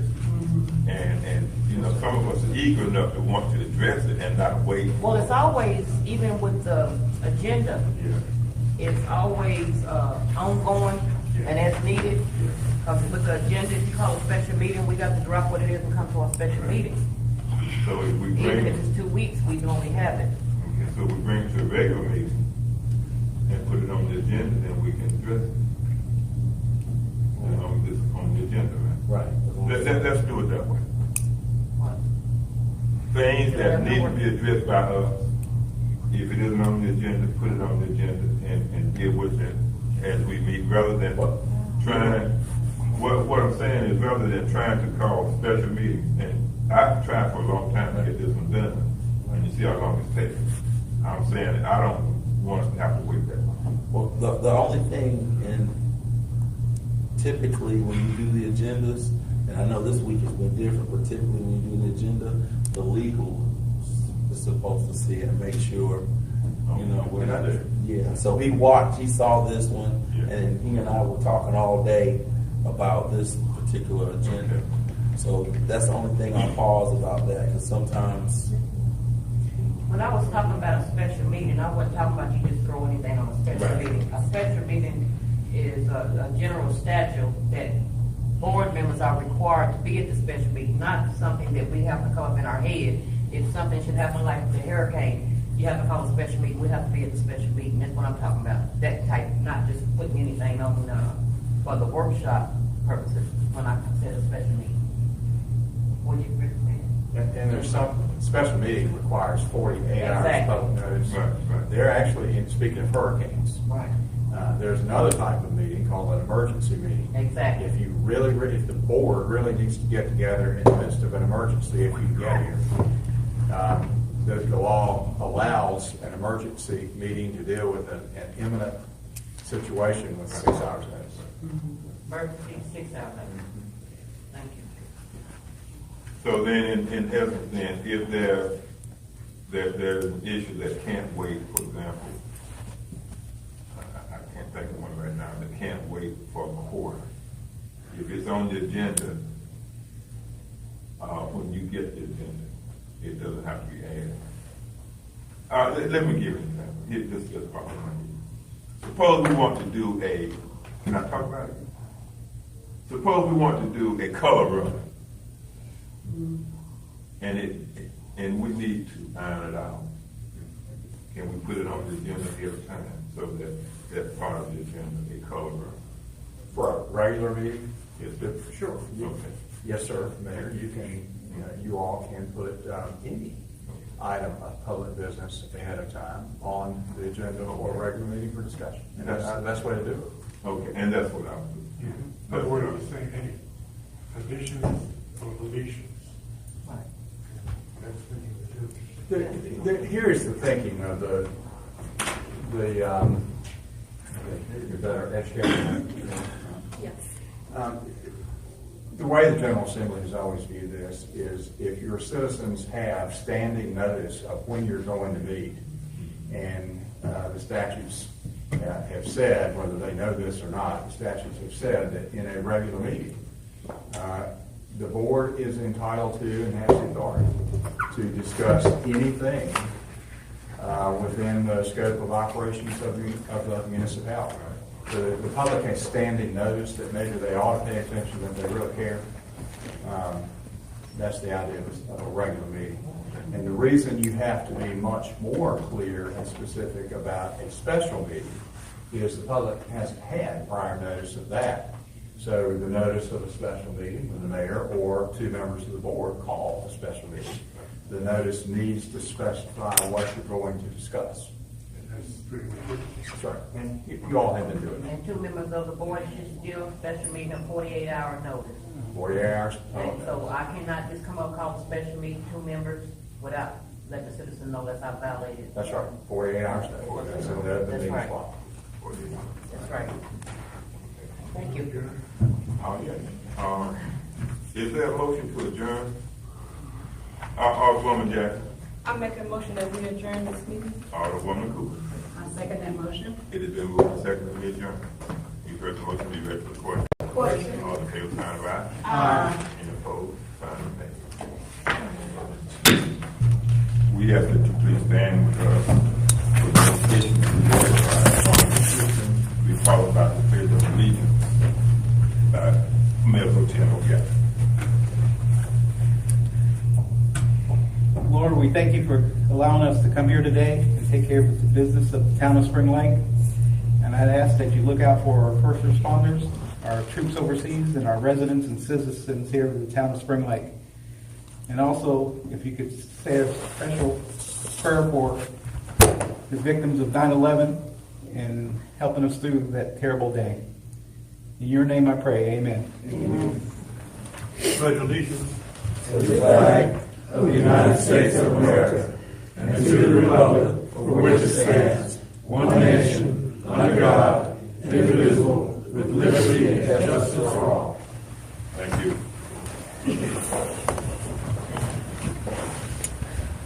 At this time, we call for any additions or deletions to the agenda.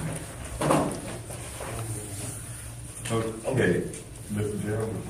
Yes, I would like to delete the sales tax distribution presentation by Ms. Amy Cannon and add the reading of the state of emergency declaration for the town. We'll make that 4A. 8A. 8A. 8A. Make that 8A. Yes. And That's a then, substitution then, right? okay. And then I'd like in new business to add closed session 143-318 point 11 subsection A, rule 4, economic development, and 143-318.11 subsection A, numeral 6, personnel. Okay, so that will be the economic, that's 143-318-11A4, that will be 10A. Is that correct? 9C. 9C? Yeah. Thank you. And personnel will be 9D. It's a different statute, is that correct? Yes. Okay. And that's to be done in closed session? Yes. Okay. Any other additions or deletions?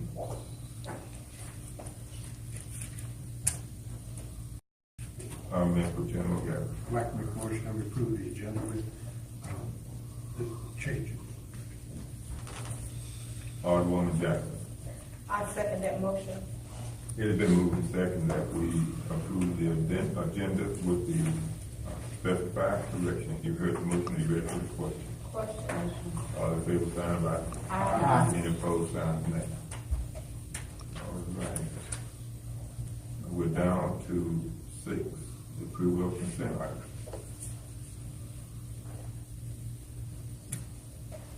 Is there a motion?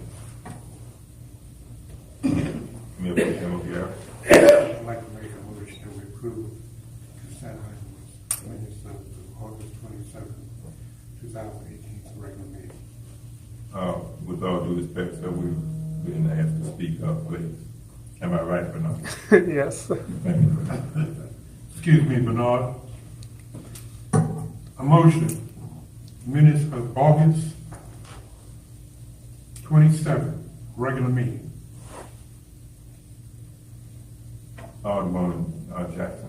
I second that motion. It has been moved and seconded to approve consent item minutes of our August 27, 2018 regular meeting. You heard the motion. Are you ready for the question? Question. All in favor, sign of aye. Aye. Any opposed, sign of nay. Okay, item 7 on the agenda, the public forum. We have one signed up for that, Mr. Henry Ponder. Would you come forward, please, and state your name and address for the record?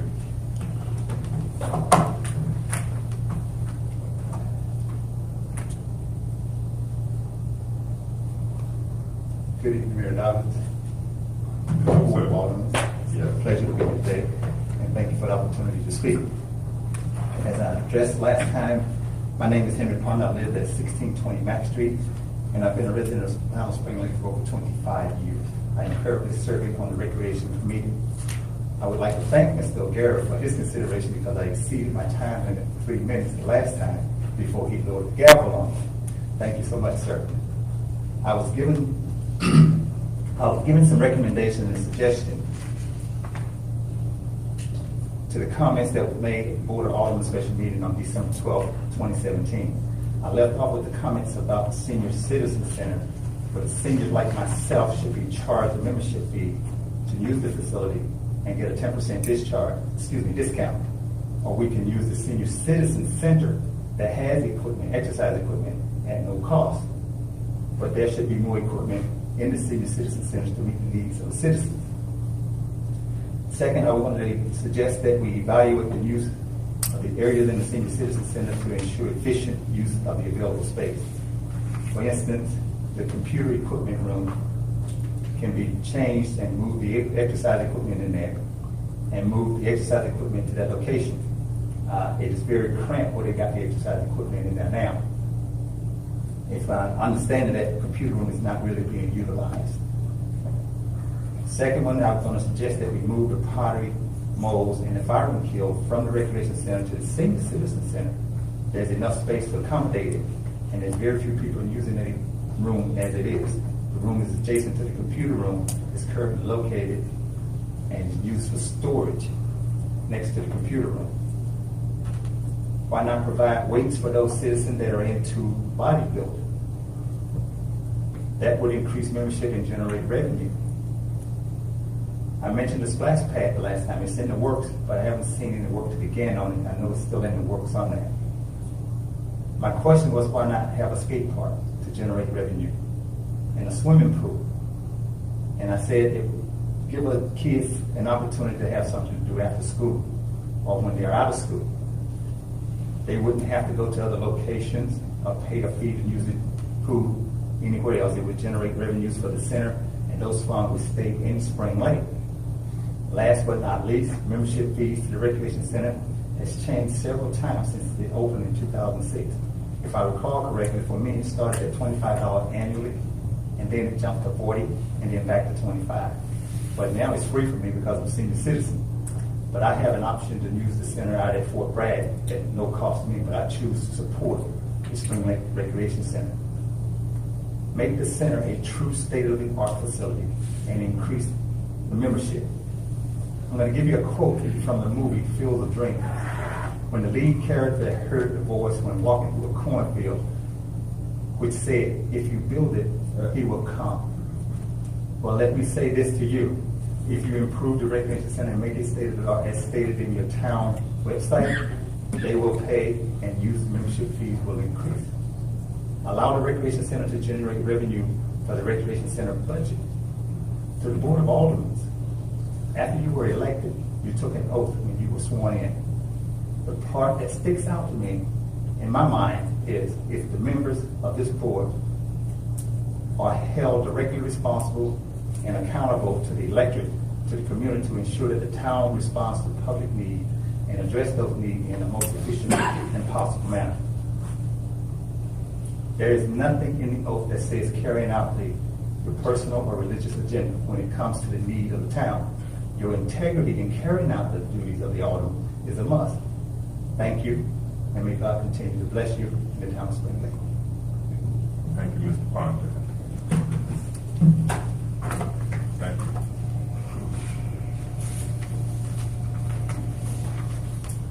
Okay, we now move to item 8 on the agenda, which is a declaration. Has that been prepared with? That is 8A, right? Yes. Yes, okay, has been identified.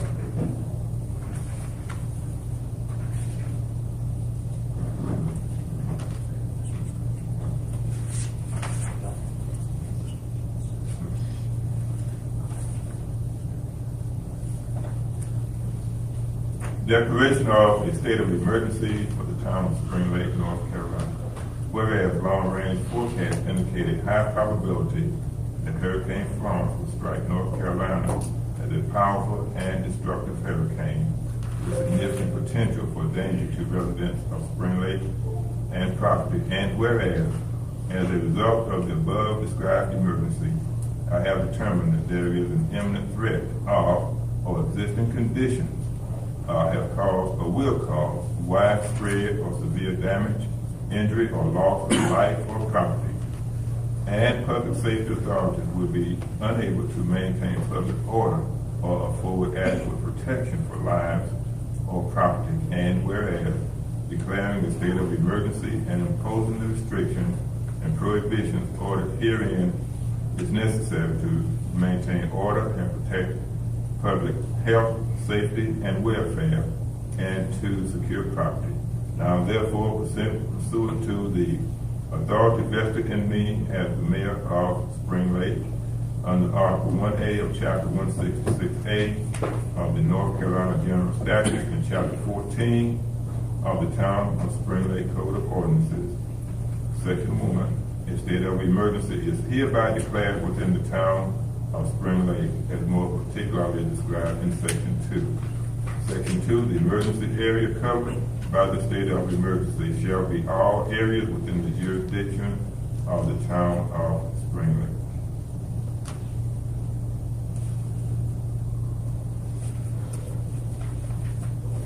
Okay, at this time, we shall hear, as part of this declaration, now from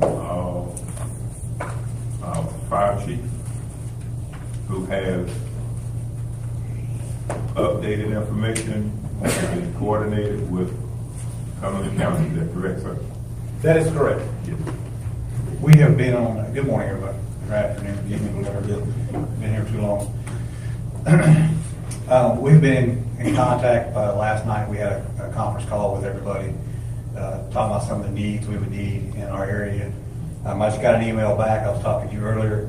Since we don't have the fast bus from here from Fayetteville, we will be able to get a bus here to transport our people. We'll be able to put one at the station. I just got the email on that. I'll send it back to you guys. So you'll have that. We're having another conference call in the morning to make sure everything is where we're at with just everything is completed like it needs to be. I'll sit down with you and any board member, and we can talk about what's coming up, what to expect from us, police. We're going to be together, and we're going out Wednesday, go down Manchester, anywhere it was flooded before. We're going to go down and talk to those citizens, try to get them to get out to safer place, so we don't want to come right back down there again. So that's our plan for Wednesday, but I will keep you updated every time I have a chance. Okay, yes. Let us hear from Board Attorney, Mr. Hankins, before any comments or questions. Thank you, Mr. Mayor and Alderman. I'm Ellis Hankins, newly appointed as the Spring Lake Town Attorney, and I'm very proud of that. I did not expect for a hurricane to potentially arrive 2 weeks after I did. It's not. I don't believe it's my fault. You brought it. Let me say a few words, if I might, about the power and authority of the board. In this case, the board has delegated authority to the mayor under your code of ordinances to issue an emergency proclamation, which the mayor is about to do. There are several good reasons for doing that. First of all, later after the fact, if there is significant damage that is eligible for FEMA public assistance reimbursement, then a declaration of emergency helps facilitate that. The governor, you all know, has issued a statewide declaration of emergency, and there were several good reasons for him doing that in advance. A local declaration is different. Mayors and chairs of boards of county commissioners issue local declarations in addition to the governor's declaration often. There's a lot of information from the School of Government about this, and there's among the reasons for a local declaration of emergency is it does trigger some emergency powers and authorities under the statutes and under your local emergency preparedness plans, working with Cumberland County. It triggers some mutual aid assistance agreements that you all have with other units of government to both receive and offer help back and forth, and that's often done between cities and counties in this state and other states. If it turns out that the hurricane causes significant damage and problems in Spring Lake or in other communities in North Carolina, there are some significant powers and authority under the statutes that can be imposed by an amendment to this proclamation. We've not yet penciled in any of these because it's premature. But if, for example, God forbid, there are trees down, live power lines, it's the middle of the night, and it's just not safe to travel, the mayor can amend this proclamation, impose a curfew. The statute's also in consultation with the chief of police, the fire chief, and others who would give good advice to the mayor, can impose restrictions on possession of firearms and sale and consumption of alcoholic beverages and that sort of thing. My advice is it's premature to talk about those things now and hope that need does not come. But if time comes, then the proclamation can be amended or replaced with a more specific one. Okay. Alderwoman Jackson. When you mentioned the bus, you're talking about we're gonna have a fast bus here? No, ma'am, it won't be a fast bus, but it covers anywhere a fast bus doesn't, which we do not. We'll probably have a Cumberland County school bus here, so anybody that needs to be traveled. Right now, the only thing I know they're going to open up is Pine Forest High School for a center. If it gets worse, then we get to open one of the two schools that we have on the list for here, which is the middle school or W.T. Brown. They'll work that out probably the next couple of days. We'll really figure out if they're gonna open another one up here. So the first one will be Pine Forest, and then if we need one, they will come here. Yes, ma'am. So our people that are having problems here will be, taken to Pine Forest first. Yes, ma'am.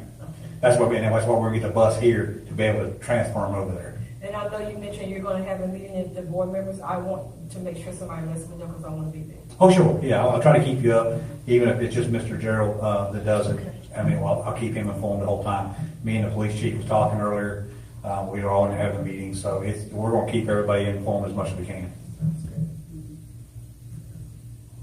Anybody? No, I'm sorry, Alderman Sutherland, you did, all right. Thank you, Mr. Mayor. Thank you so very much that you stated that you and police department will be working together at the Lower Little River. I'm hearing that during budget time you requested a safety vote, and can you please elaborate a little bit on that? Glad to know that you will have, if you need to, at the Lower Little River if it floods again. That was our biggest worry, was anything that happens that, last year we learned, or 3 years ago we learned that we didn't have the boat and we couldn't get the one from Bragg or Fayetteville because they were doing their own thing. And a lot of times that we would walk through the Manchester area, we had to walk through water up to our hips to get the people out of there. We're carrying kids and we're carrying adults, and that's just really unsafe for everybody. So that's one reason we wanted a boat, for that reason. One thing now, with this, Mr. Gerald and myself were talking about it, we end up getting one today. We ordered it today. It will be here Wednesday. Tomorrow. Not tomorrow, that's my fault. They were going to do it tomorrow. It'll take Wednesday till it gets here.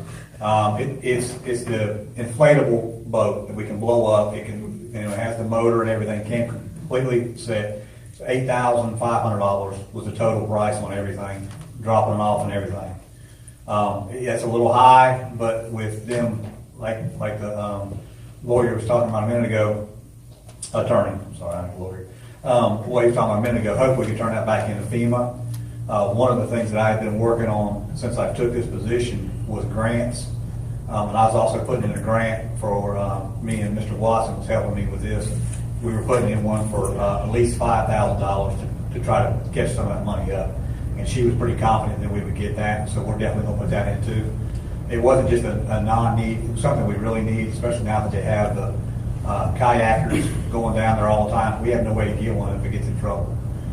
So we was always worried about it. I've been talking to him about it, and he figured today might be the best day to go with it because of the storm and the flood we had last time. Thank you very much. Yes, ma'am. We have advanced with that, as well as Mr. Gerald, the command center, where will it be at? It's right here now, by way of power, but if it goes out, it's going to. We'll move it to P, and we'll move it to fire, because we got a little bit bigger room in there that we can handle with it. And with the command center, you'll be communicating with the mayor, and normally what happens when he communicates with the mayor communicates with the board of aldermen as well as the town manager, because it may not be equipped for you to have a meeting with us at that particular time, but normally you just keep track with us. That's right. Oh, it's very important for everybody up here, because you guys are the ones who get all the questions. Exactly. So we want to make sure you're informed as much as we can get you informed. Thank you. One other reason we wanted the boat was if we go to these houses, this is what I was talking about PD a minute ago, we would take a PD officer with us. That way if something does happen, or they're fighting or whatever, we'll have some security with us when they go. I was talking to one of their officers earlier, and they said, we'll set that up later. Now, when you go to the houses and they evacuate, do you mark that house or put something on it stating that they evacuated? Yes, ma'am. Thank you. Yes, ma'am. Alderman Christian, and then Mayor Pro Tem O'Gara. Chief, the collection point for people that they have to go to Pine Forest, so you can have one central collection point? No, I think with the bus, we'll be able to go to areas and pick them up in that areas and take them, sort of like we did with the van 3 years ago. We run around, we picked up people and brought them. We should be able to do the same thing with the bus. I'll get more information on that tomorrow with the call. Okay. And then, Mr. Gerald, we've cleaned out all the storm drains and everything? Yes, we did that Ahead of today. time? We did that today, but just because we did it doesn't mean they won't be impacted, because we're Yeah. still gonna I get. remember we did that last time, that made a big difference. Yep, so we did that. Okay, thank you.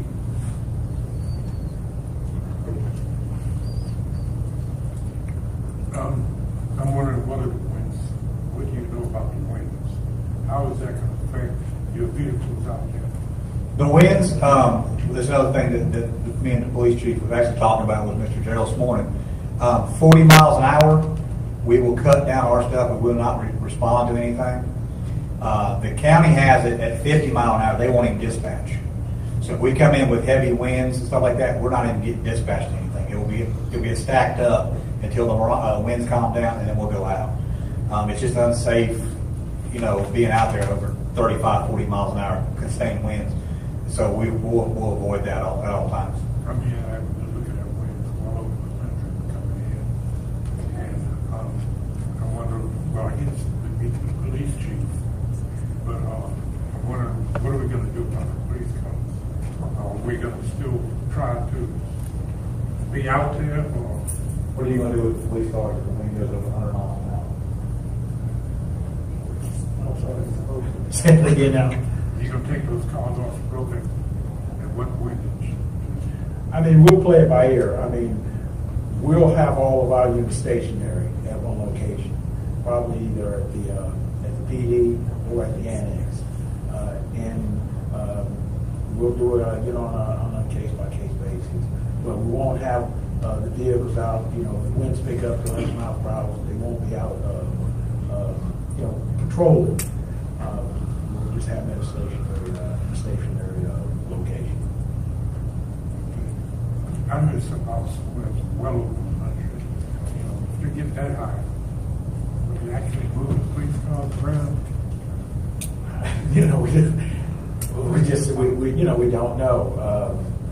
Again, these police vehicles, they may be equipped for speed, but there's no other special equipment on these vehicles that want to make them, any safer than your average speed vehicle. What I'm thinking is there some special way that we should park them. Typically, what we do during emergencies like that is direct all emergency vehicles to a clear area that's not in danger of having trees falling. That's the biggest danger during a high wind, high water event.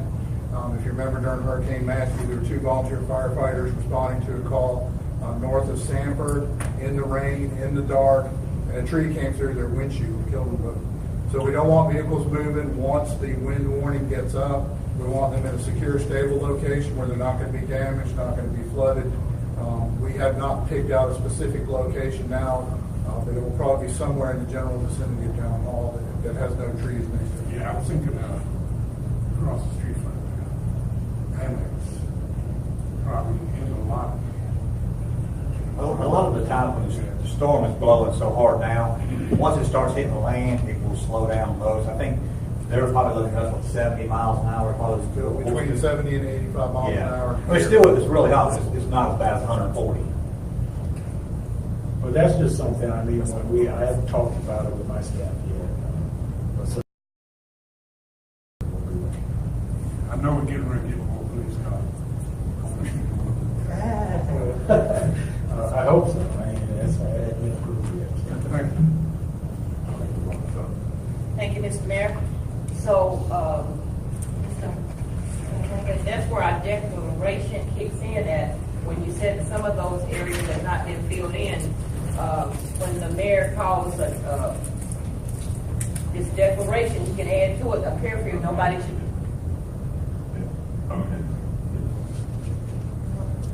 Amend, the declaration has already been made, No, I don't. so we amend what I have just made. No, sir, I want to finish. He said it was some spaces that had not been filled in and then was put it in. So what I was going to try to say, of course it'd be amended because you're going to fill it in. But what I was saying, because I've lost my train of thought now, but well, the curfew would kick in because of the winds, and that means that no one would be on the streets. It wouldn't be safe for our police officers, our first responders as well. because they can't get to you because of the situation. That's what I was trying to say, but I had it all together, but I probably got off. That's what I was trying to say, where when you do amend it, those are kind of things that you'll be saying, so everybody will be safe in this condition.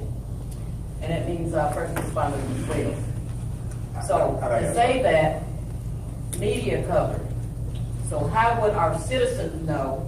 Because some of us have little emergency contact things where we can still listen to the video.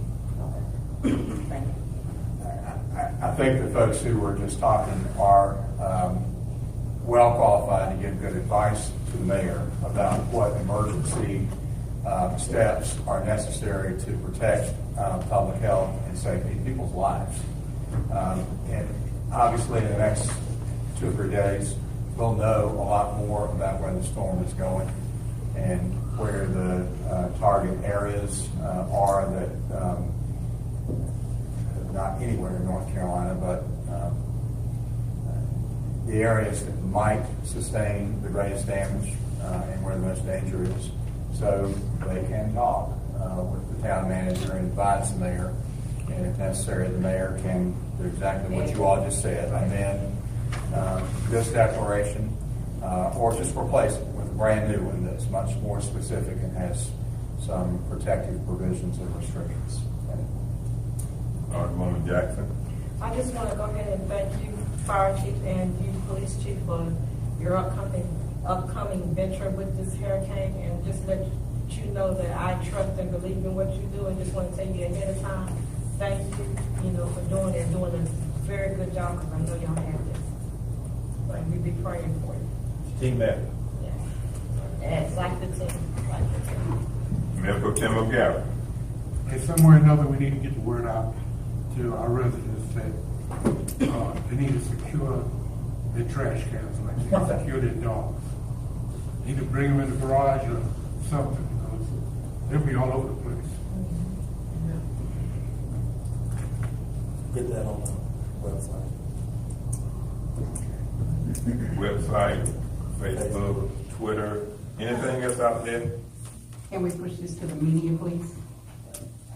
Radio stations, TV stations. Ms. Webb? Ms. Webb will. I have one more question. Alderwoman Jackson. When you're doing the transferring of people to the Pine Forest, are you doing animals too?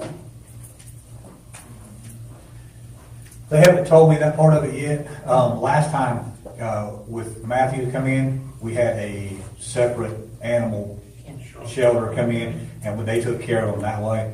I don't know if Pine Forest will do that. They haven't told us on that yet. They haven't said where to put the animals yet. Okay. Thank you. Uh-huh. And one other thing, because Reverend Sappos is here on behalf of the Spirit Lake Ministerial Alliance, this is another avenue and another set of individuals who will be in contact with us so that they can get word out to their congregants. And if we can't, for some reason, get word out to everybody. So thank you for being here to represent the faith community, sir. Good job. He's been taking notes the whole time. Great, sir. Looking for a job.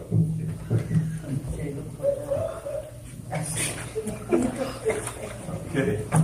Are we ready now for the new business? If all questions have been raised, all concerns have been laid.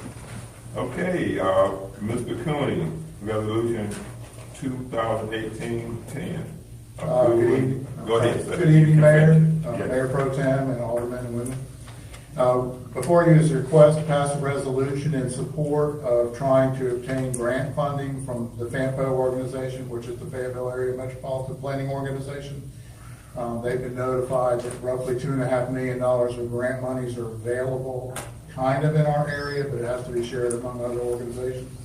And they put out a call for requests for these applications. I've completed the application and turned that into FAMPO, and this resolution is the last step of that that is required. The total cost of the project, as I estimated it, is close to $544,000, a little over that. And the town's participation is they're required to pay a 20% match to any grants that are approved. A lot of times with these grants, they don't approve the whole amount. They will reduce it or cut it back. So that number may slide, it wouldn't get any higher, but it could get lower.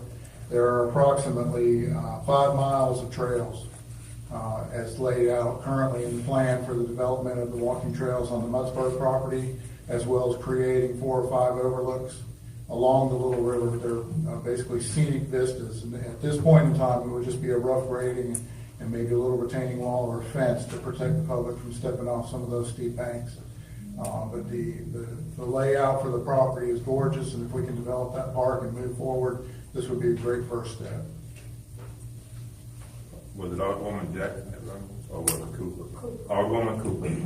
And then Alderman Christian. I make a motion that we approve the grant application for the Muddsburg property walking trail. Ms. Webb? I respectfully ask if she would just make the motion by resolution number. I make a motion that we approve resolution 2018-10, the grant application for Muddsburg property walking trail. Second that motion. It has been moved and second that we approve resolution 2018-10, the grant application for Muddsburg property. You heard the motion. Are you ready for the question? All in favor, sign of aye. Aye. Any opposed, sign of nay. The ayes have it, unanimous. Thank you very much. Thank you. Police Department vehicle lease proposal. Chief McDuffie.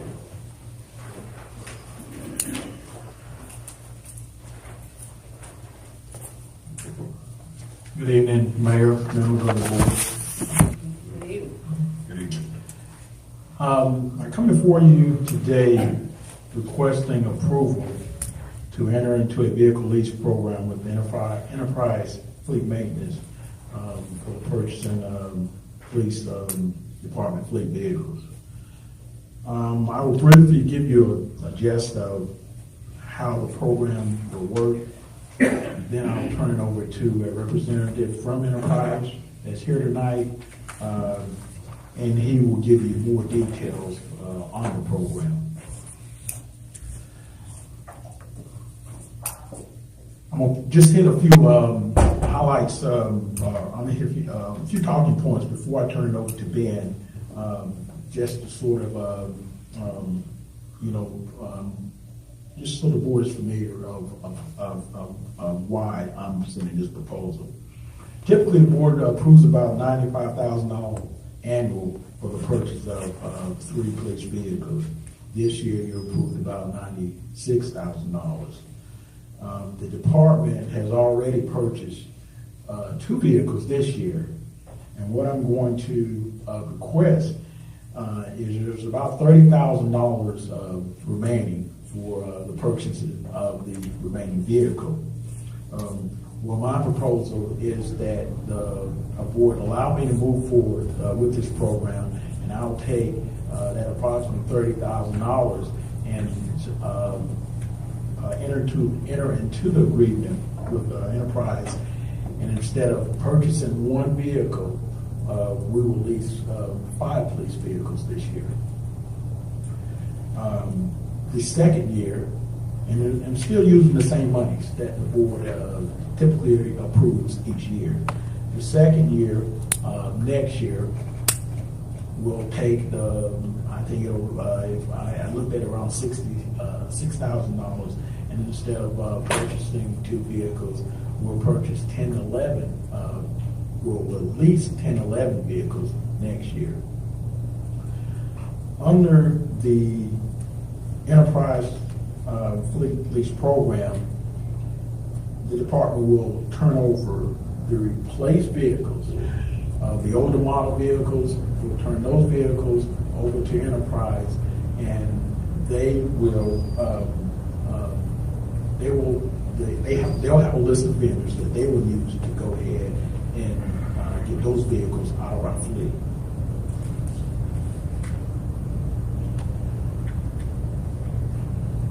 The equity from those vehicles will also be applied to the lease purchase of the new vehicles. Also, another highlight to the leasing of new police vehicles, we will reduce the maintenance costs and the fuel efficiency of the police vehicles, resulting in significant yearly cost savings for the department. One thing I want to highlight on a model that we looked at, using a 10-year fleet planning analyst for the replacement of 33 vehicles that we have in the fleet now, it is estimated the town will net over that 10-year period, will net approximately $152,000 saving costs. What I'll do now, I'm going to turn the presentation over to Ben. I'm not going to pronounce his last name. And I'll allow him to give you some more details, about the program. I'll be available to answer any questions. Also, Mr. Watson is here to answer any questions about the financing side of this program.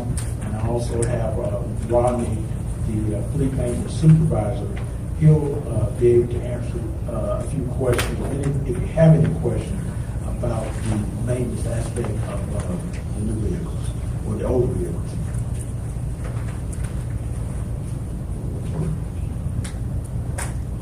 Good evening. Thank you, Chief. So as a representative for Enterprise Fleet Management, we've had the opportunity as a sister company to Enterprise Rental. We have our fingers on the pulse of what's happening in the marketplace. And we've had the opportunity over the 50 years to partner not only with the commercial entities throughout the United States, but specifically over the last 10 years, government entities. And this has really taken off the last several years in North Carolina by allowing the government entities to basically piggyback off our economies of scale and enter into an open-ended equity lease program. What that allows our customers to do is to take those funding resources, and as the Chief was saying, instead of going out and purchasing one vehicle, for that same amount of budget, enter into a leasing program that allows you, depending on the cost, to, in this example, get 4 to 5 vehicles. And the one thing we always want to stress is when we say lease, these are open-ended leases. There's no mileage restriction. You're building the equity. And our goal is to ultimately get the town into a healthy cycle, replacing the vehicles roughly every 5 years.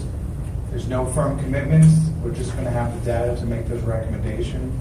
These are your vehicles, same vehicles you're currently operating, same applications, but as providing those management resources and our funding sources, we are able to start replacing those older vehicles, rolling that equity.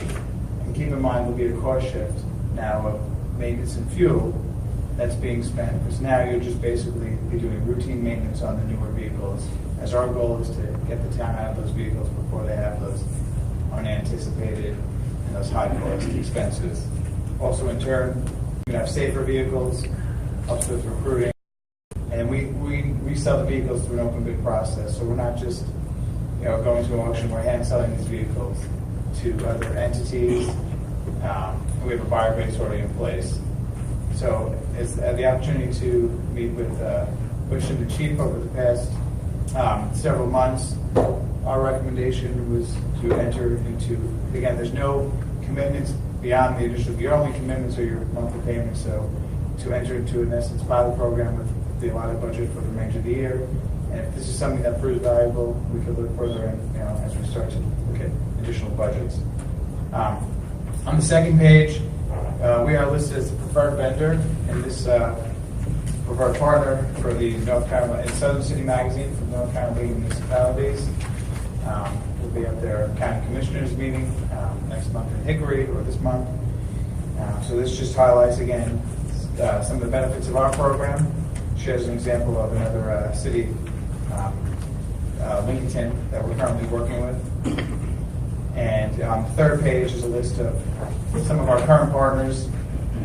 So we have our fingers on the pulse. We know these vehicles. We know the best time to buy, sell, and maintain.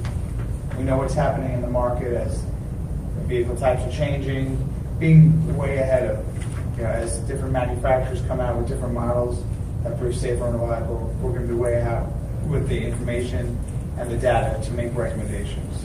So ultimately, again, it's still going to be the town's decision on what vehicles to purchase, but we'll have all those data to show that. So I did list the current partners. Again, we work with several other police departments, which was undercover, several other counties, and some of our larger customers that we work with are ST Wooten, which has a presence here, We have a rental branch not too far down the block. So we always look to get involved in the community in different ways through our foundation as well as a partner. So I'd like to go ahead and open up to any questions you might have on the program. Alderman Sutherland. Thank you, Mr. Mayor. You need a motion first? Well, how about if we discuss it Yeah. first? And then, yes, Okay. yes, sir. Just want to make sure we use proper Yes, procedure. yes, sir. Thank you.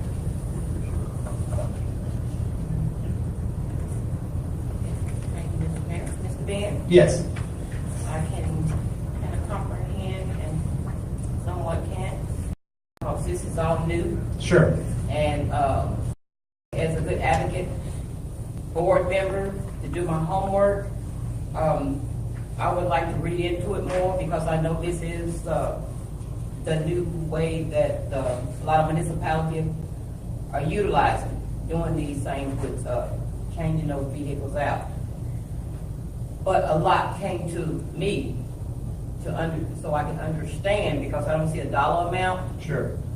And of course, when you ask for a recommendation to approve it, there's no dollar amount of the savings. And then we say you change them out every 5 years. And the fleet that we already have, we need to find out how we're going to change it out in the dollar amount during budget time. So I just don't see any dollar amounts or anything stating anything to give me a reason to approve of Sure. this program with this being the first time and just first bringing it to the board. And we do have an example of a 10-year model that I did put together. So for the first approval, it would just be what the remaining budget. So I believe it was roughly a little over 30,000.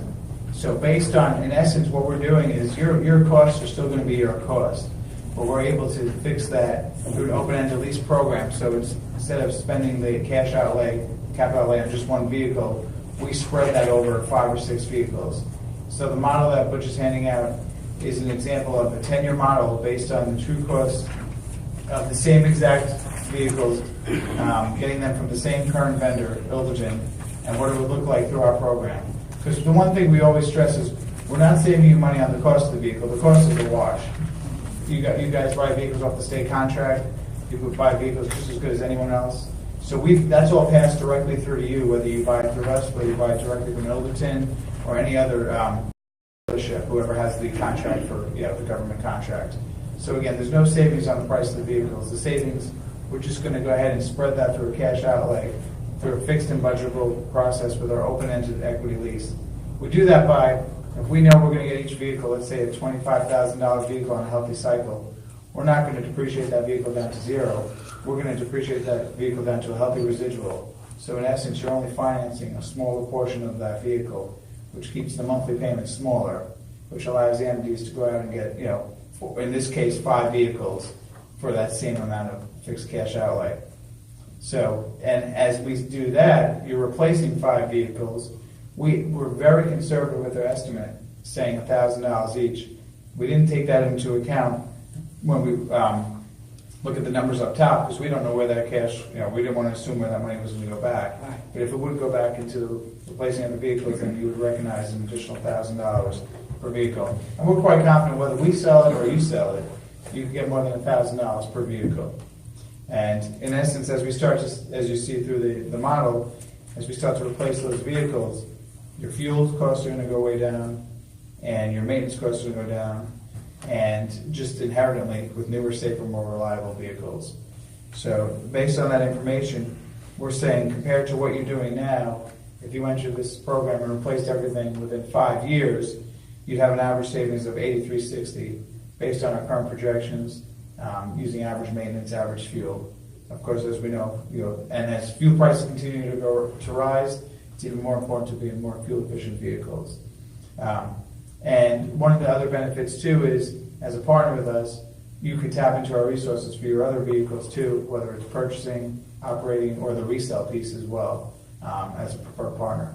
There's also everything included in this. You get website access, so you could monitor and have visibility to your vehicles. That's something that once it's rolled out, you would be assigned an account manager to work with the fleet contact proactively, to make recommendations, to watch MPGs, to watch maintenance costs. to say, hey, maybe it might make sense to replace this vehicle in 4 years because the markets are so strong on these sedans, or maybe it makes sense to hold them longer. So they're open-ended, it's your flexibility. But just so when we say to get things started, by that same $30,000 budget, we're able to get out. And again, that was what we used on the last PO from Ilderton several months ago. So if there's a slight cost shift, it might only allow 4 vehicles once we get the final numbers. It might allow 5, it might allow, of course, for 6. But roughly 4 to 5 we can go get for that same fixed 30,000 roughly budget. Alderwoman Jackson. You know, do something and got my plan, but, okay. With the vehicles. Yes. Because with the leasing program, instead of us buying one, we're getting 5. And then the vehicles would be updated or maintenance be taken care of by you. So in this model, you're going to keep doing exactly what you're doing now. We do have a fixed maintenance program, but we do not include that in this model. So the maintenance would continue to be done how you're maintaining the vehicles now. The only difference is there'd be less maintenance done because the only things that would really need to be done on these vehicles would be your routine oil changes. Okay. And most of the work would be done under warranty. Because the cars are going to be Because much newer and replaced sooner. Okay. So as far as that, and that's something we could evaluate later on. Our maintenance programs doesn't always make sense for the police vehicles. If you start entering into a program onto other sedans and pickups for other departments, and you enter into our fixed maintenance program, then we would just utilize local shops and direct the business, to local businesses as well, the same way that our enterprise branches do that. This may be a crazy question, but how does all of this affect the insurance? Insurance stays the same. Okay. Yeah, the same as exactly what you're doing right now. There'll be no difference. The vehicle will be registered to the town where the title holder for the terms of the lease, but the insurance would be, nothing would change on that piece. And when the lease is up, then you start a new contract? So we'll be very proactive with that, making recommendations, and where you really start to see the savings is in generation 2, because now we're selling that vehicle, instead of selling it for $1,000, we're selling that vehicle for $12,000. So if you think about it this way, you're taking a Dodge Charger that probably costs $35,000 to the general public. You get as a government entity, you're probably purchasing it for $25,000. You purchase vehicles just as well as Enterprise. Enterprise, we make our money not on rental, but buy and hold. We're buying 1 million vehicles every year. We hold them for a year because the manufacturers say you have to do that at a minimum. And then we sell them for more than we pay for them. So we're saying the only other people that can do that is the government because of your pricing. So if you buy a vehicle for $35,000, you get an incentive for $25,000. Even if you hold it for 5 years, 4.5, 5 years, that vehicle is still going to be worth $12,000 to $15,000. So in essence, you only financed $10,000 versus a whole $30,000. So we're going to be proactive, selling. Again, it's your equity. It might make sense to sell them sooner, hold them longer. Just last year alone, in police vehicles alone, Enterprise delivered over 900 police vehicles. We have hundreds and hundreds of references in other towns and municipalities. So that's why we had to say, hey, you have $30,000 left. Let's go ahead and start the program with this. Let us show you why it works. And if it doesn't, there's absolutely no commitments beyond that. What about your mileage? What's the mileage on the vehicle? There's no mileage restrictions. We, for our conservative estimate, we worked with the chief and we utilized 15,000 just for our estimate here. He said that was a realistic number, just so we could get a good idea within miles per gallon how much the fuel spend would be as well as maintenance. I mean, what do you start off with? How many miles on the car? It's brand new vehicles. Okay. Yeah. The same vehicles right now that you're acquiring, that the town's acquiring right now. So again, we keep those relationships in place. We might show a different way to do it, a better way to do it. Maybe potentially going directly to the factory. But if not, we have a relationship with Olson and Dodge too, with the last police vehicles we purchased. So they're all new vehicles. So what happens to our fleet that we have now? Because what I'm saying is a turnaround. Sure.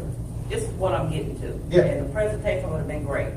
Then we've been on the same accord, and I think you said you've been meeting for 3 months. So it's a turnaround period before we start seeing the savings. What's left in the budget, I don't know if it's 30,000, 100,000, or whatever. But in order to begin this, I think what you're asking tonight is for us to approve this with your company. Correct. To lease for Spring Lake to start leasing vehicles. I'm not saying it's a bad idea. I think it's great. But we're asking so many questions because this is just coming to me you know, I know we got the agenda, but to understand it more, proper savings, utilizing our taxpayer dollars, to make sure, for my understanding, I'm understanding it well. So, Mr. Gerald, what I would recommend, and that's just me, I don't know what my colleagues say, so I will understand, because I don't like to be blindly, not saying that they have not done their homework, I'm not saying that. But as a board member, utilizing taxpayer dollars, and you're doing a great presentation, but it's still leaving a lot of questions out there, and the great questions, that we table this, so you can come back and maybe do a presentation to the board so we can understand it, since we are utilizing taxpayer dollars to switch this over. If it's going to be such a great savings, then we got different line items here, and with the turnaround period being 5 years before we start seeing the savings, of course it'd be a better vehicle, a nice looking vehicle to drive in, to get to our citizens more efficiently and switch it out. But I'm still concerned about the taxpayer dollars for future reference.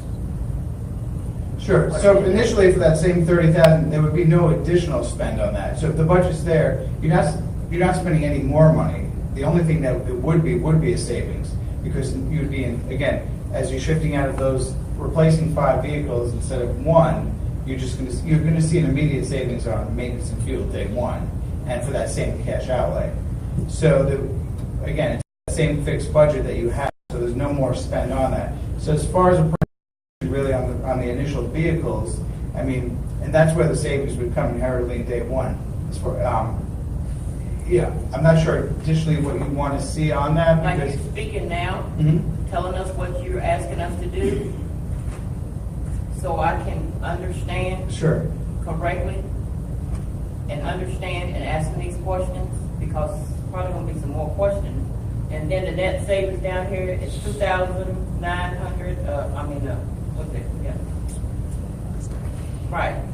So when do we start seeing this savings? And did you say you switch out 5 vehicles out of the fleet? The 5 vehicles that the town has already purchased. Correct. They probably get a loan on some of the newer ones, because we approve every year, maybe a car 2 years. I understand that some of the vehicles have more mileage than the others, so you're going to switch out 5 with the remaining budget money that we have. And I don't know how much that is. 30,000. Okay, so you get 5 vehicles. Correct. And then you have the 5 that's in the fleet now. What happens to those vehicles? Those 5, whether we sell them or you sell them, we're going to have those vehicles sold. We have an open bid process.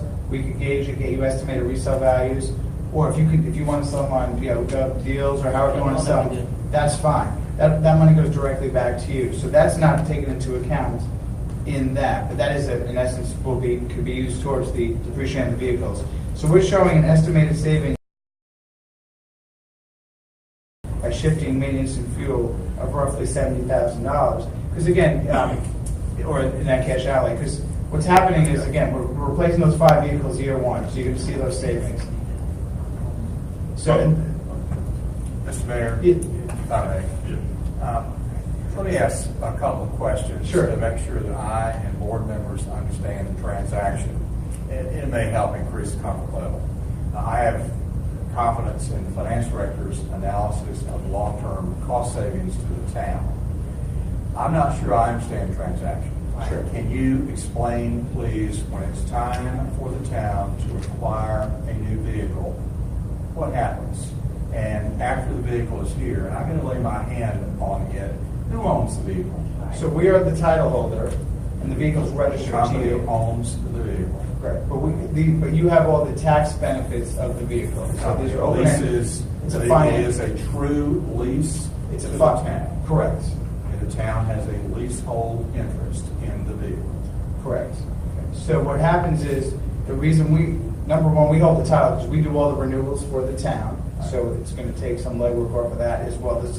There's a lot of soft costs involved too for an administrative test as well. But yes, we are the title Can you holder. explain to me then how and why it is apparently the town receives revenue when the vehicle is sold? Well, no, so what happens is Generation 1, those are your vehicles, and then these are equity leases, finance leases. So everything that's being paid towards the vehicle principal is going towards your equity of the vehicles. You have these are not dealer leases, these are not closed-end leases.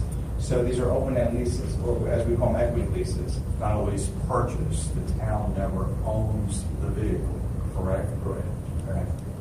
May I ask another question? Yeah, that's why I brought, yeah, which to help answer. Question of Mr. Watson or the town manager, back to the insurance question, which I think is a great question.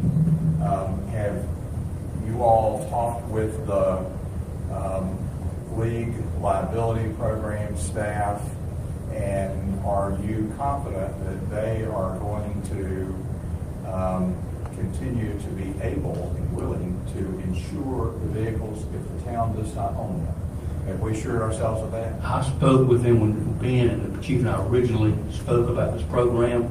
They told me they did not have a problem with that program since it's for the police department. Instead of us owning them, they own them, but we maintain them. So the insurance would be the same as it would be now. As long as the town has a recognized legal interest in the vehicle, Correct. they don't have a problem insuring the vehicle. Correct. Covering the liability. Correct. Okay. Okay, in this order, Alderman Christian, Alderwoman Cooper, Mayor Pro Tem O'Gara, Alderwoman Jackson. Okay. You all rung in that order. All right. Thank you, Mayor. Just a short question. They're going to be Dodge Chargers? Is that what we're going to lease or? Correct. Something The vehicles will be the same vehicles that we purchase now under the state contract. Does that include any SUVs? If we choose, I mean, if we choose 1 year to purchase a SUV or 2 SUVs, still they will all be purchased under the state contract, just as we purchase them now. Okay, thank you. We're not married to any manufacturer. It's our goal to show you what the best-in-class models are. Thank you. My question is, you said it's unlimited mileage, so it doesn't matter how much mileage they put on the car, there's no extra per mile charge?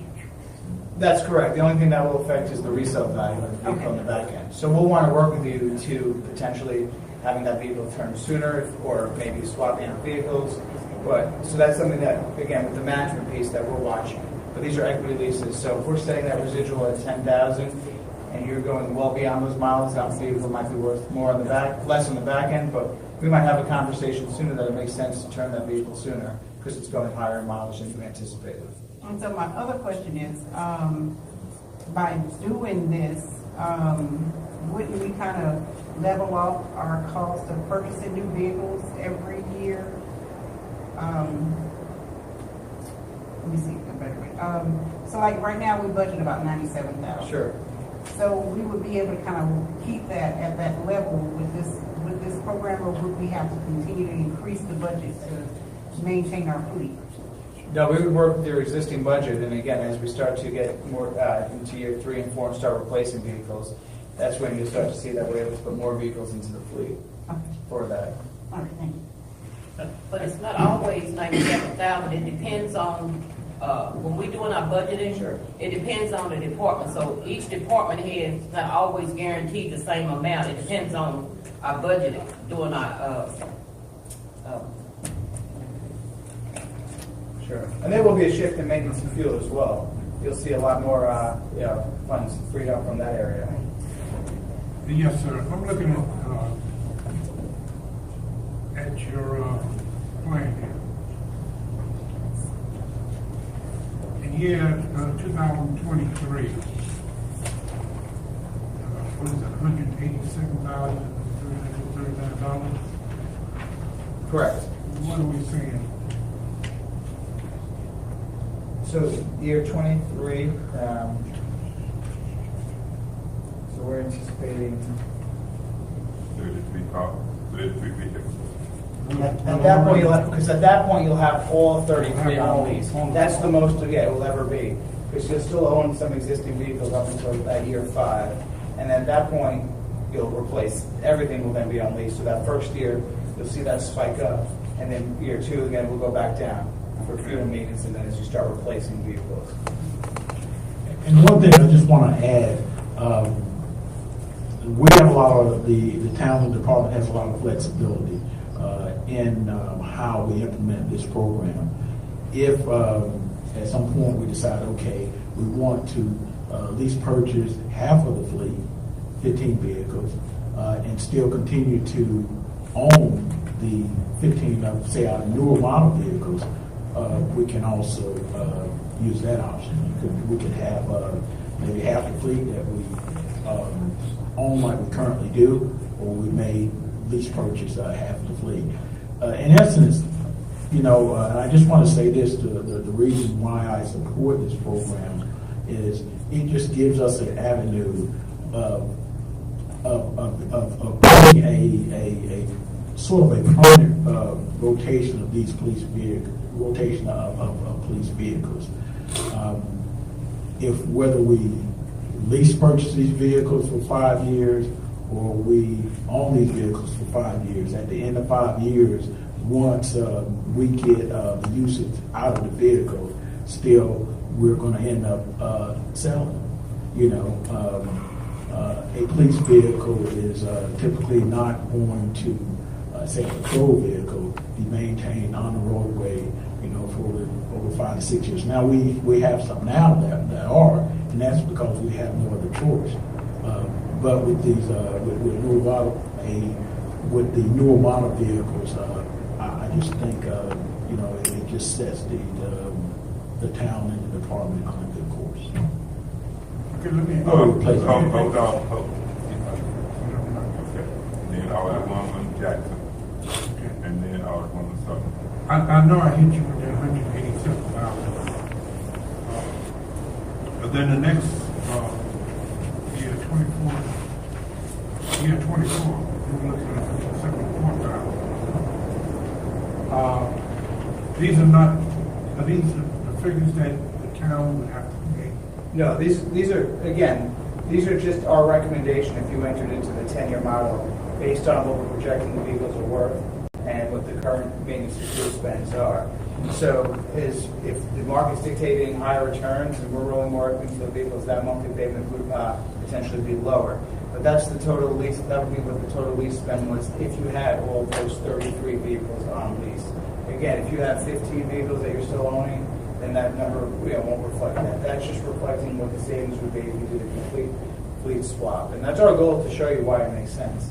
And you have the ability to take title at the end of the lease as well, for what the reduced book value is, or you can continue to depreciate it. So if that's something you decided you do want to flip the vehicle and just want to continue to operate it, it was in the best interest of the town, and you could absolutely do that as well. So Chief, is that 15 vehicles something that you're actually considering versus complete fleet? I mean, that's something that yes, we would consider, but of those 15 vehicles, because with the initial implementing of the program, the goal would be to take out of the fleet, say the older model Crown Victorias, and we're just going to start working just to move the older model vehicles out. Then we'll go to the next five, and I haven't actually sit down and looked at the number of, say, if we have 15 decent newer model vehicles with lower mileage, I can stand up here and tell you right now, there's probably 7 or 8 of the newer vehicles that we purchased over the last 2 to 3 years that we know that, hey, they could stay in the fleets. The goal is to push out these old model vehicles, push out a lot of the unmarked vehicles. That, say, when I first took over in 2009, we purchased about nine vehicles. Well, those 9 vehicles, 4 of those, which were unmarked vehicles, are still in the fleets. We're probably still in the fleet with over 100,000 miles on them. So this sets us on a course to go ahead and push these older model vehicles out of the fleet.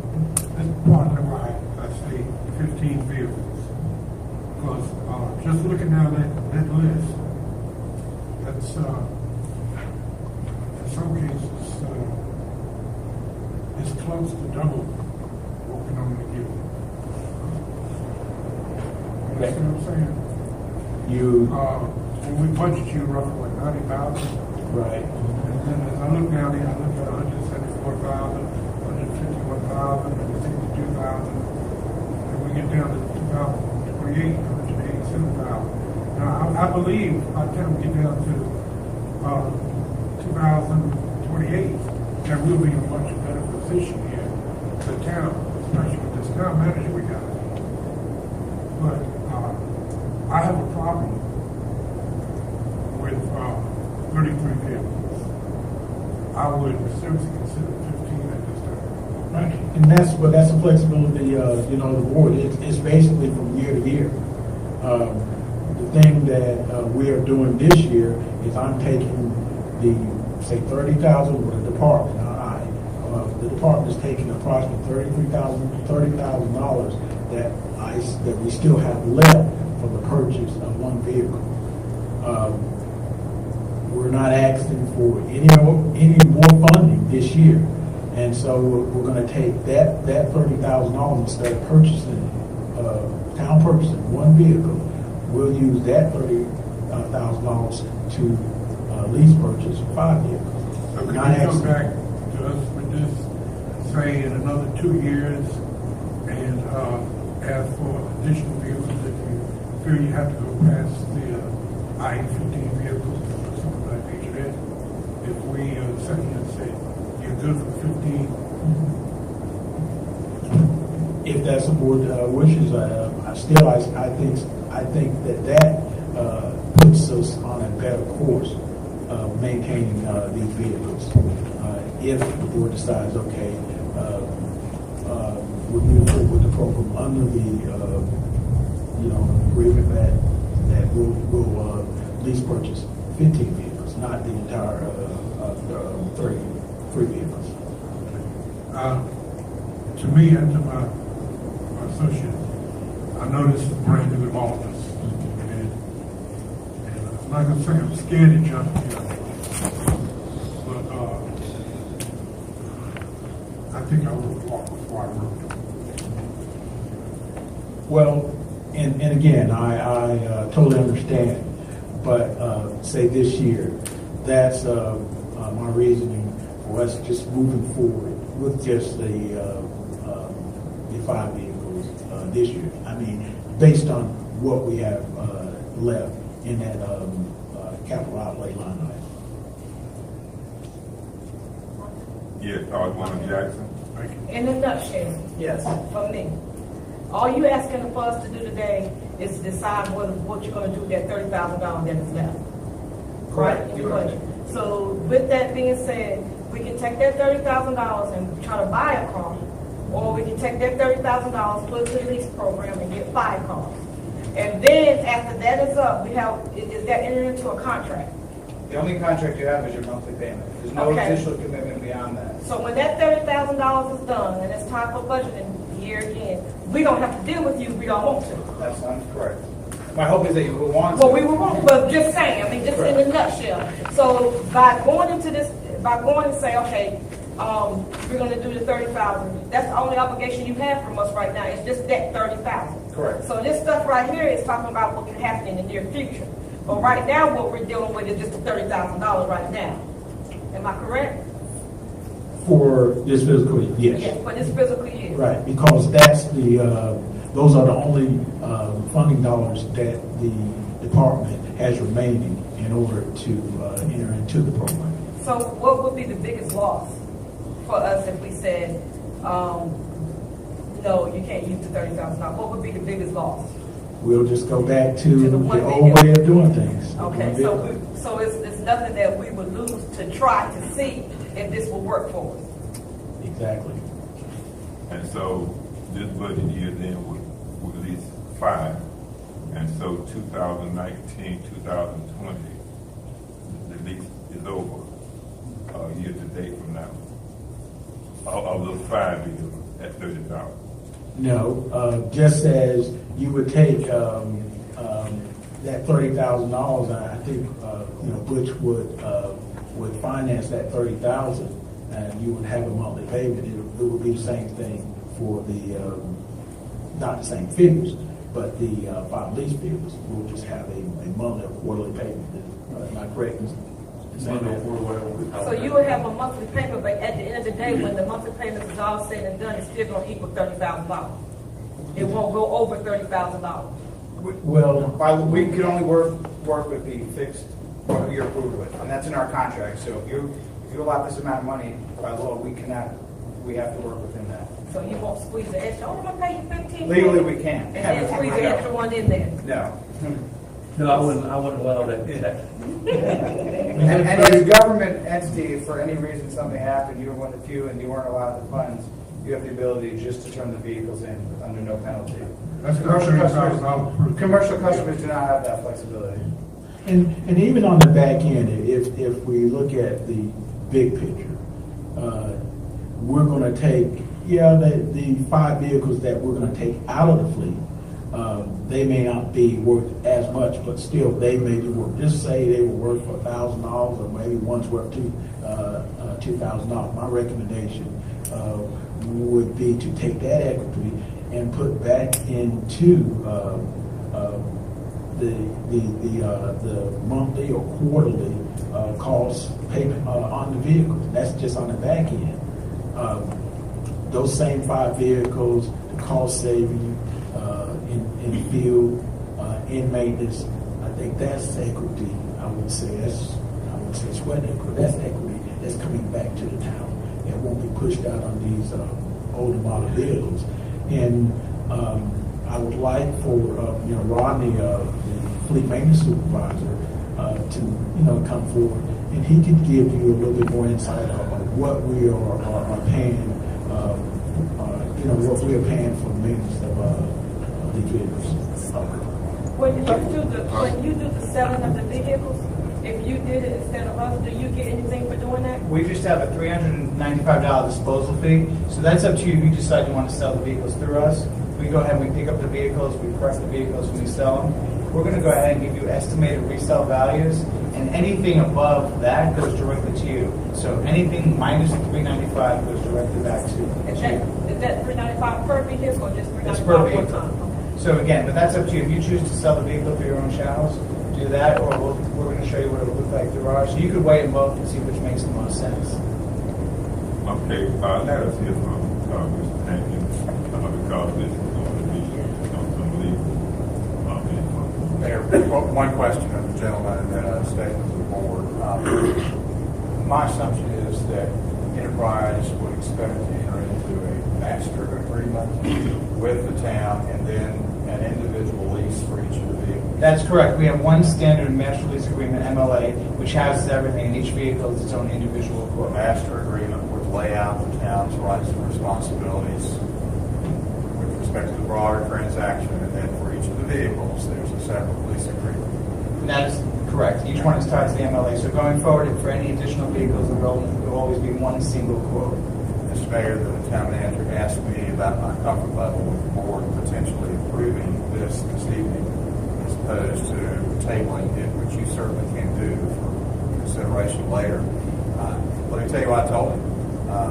If you all are satisfied, I'm comfortable with you all approving this, subject to legal review, which means me reviewing the master agreement and having a look at the individual lease agreement for one of the vehicles, and checking in with the city attorney's office in one or two of the cities where this program is in existence now. For example, the city of Fayetteville, the city of Raleigh, and both those folks employers in those offices. But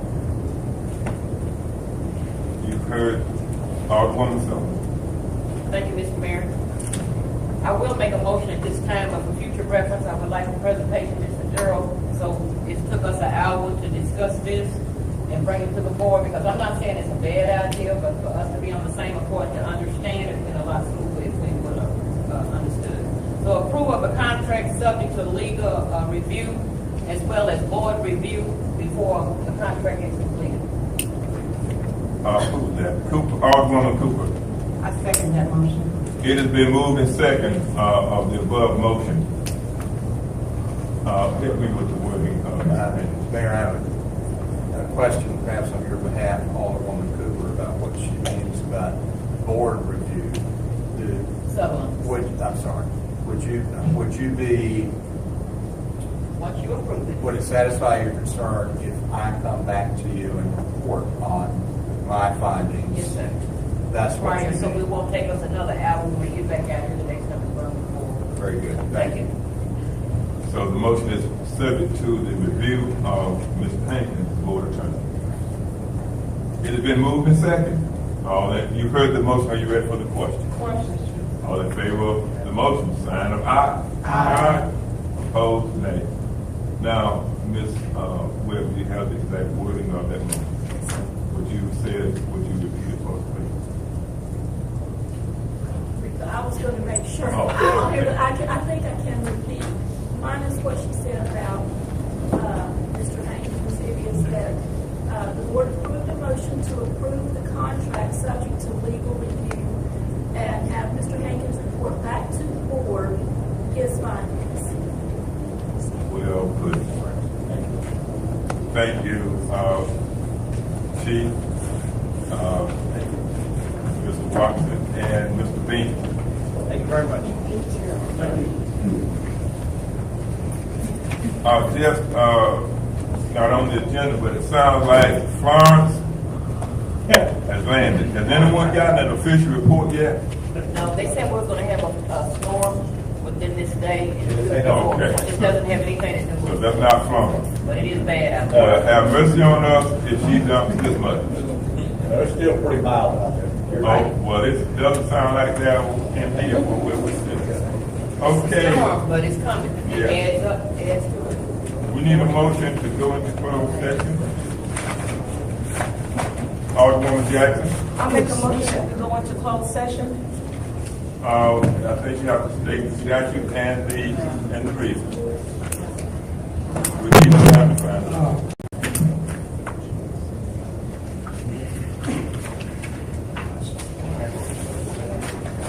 I make a motion that we go into closed session for the economic development and General Statute 143-318. Ms. Webb, could you help us out and just cite those, please? Economic development personnel. General statute 143-318.11A4, economic development, and general statute GS 143-318.11A6 for personnel. Thank you. Is there a second? Cooper, I'm sorry, Alderwoman Cooper. I second that motion. All in favor, sign of aye. Aye. Opposed, nay.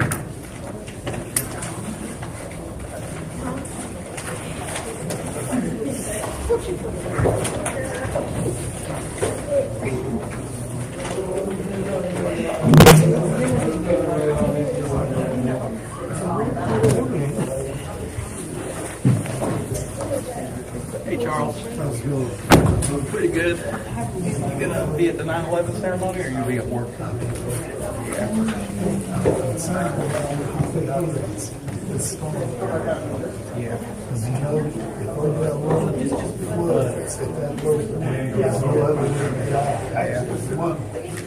But it's something we have to coordinate because there is that big on the Fort Bragg.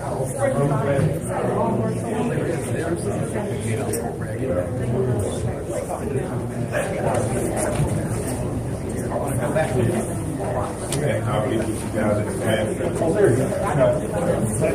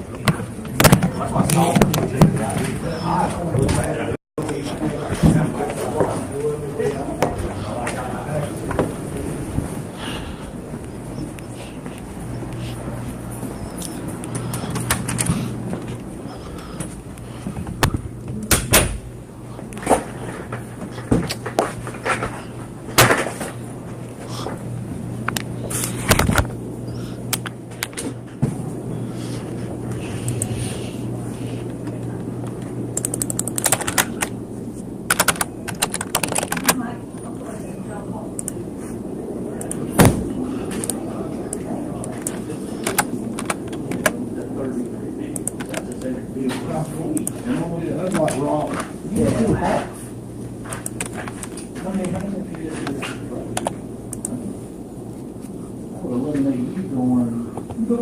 fixing the transmission. Still got you. It's just like you buy a car. You still gonna have after one. Still gonna have wearable maintenance. You don't believe it, I do now.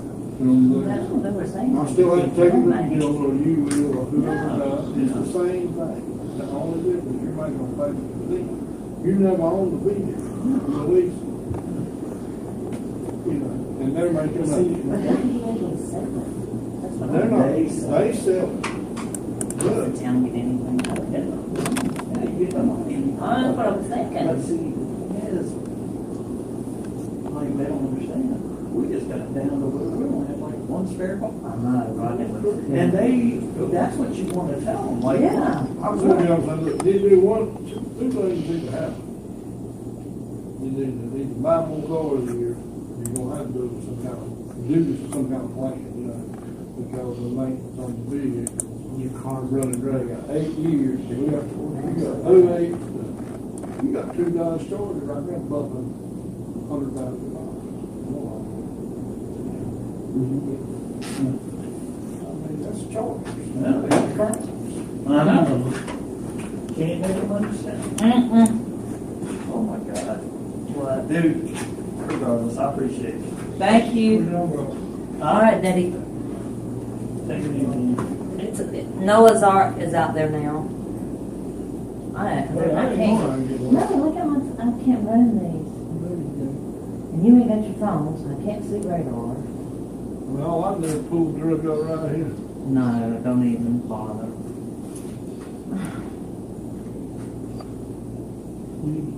No. You have you go ahead. I want to sit down. The rest, women's I restroom, don't that's know, all. Papa. What's the noise? Wait a minute.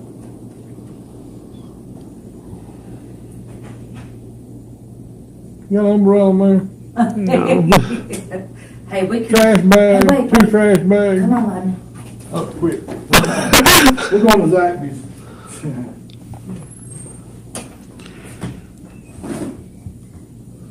I will not be in the office tomorrow because I'm taking the level 3 building exam.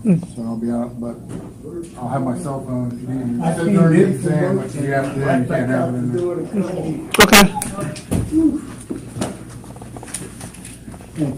Rain, I slowed down. You get the copy of it. Yeah.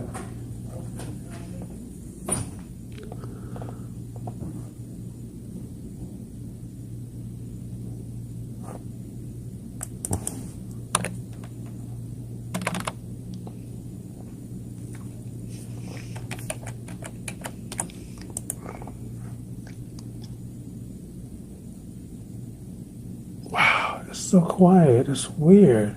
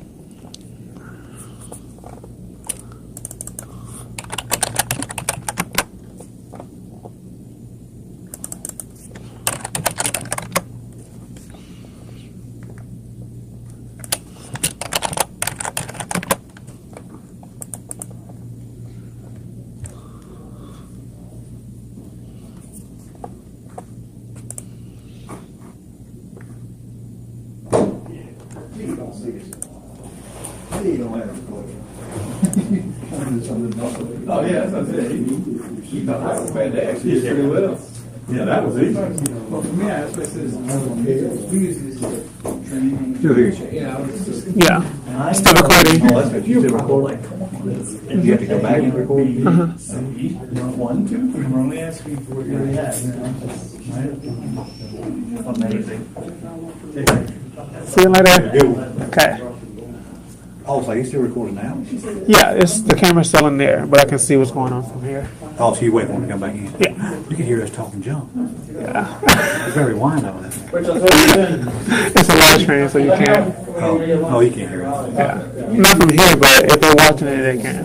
Oh, really? Like from the actual computer. Yeah.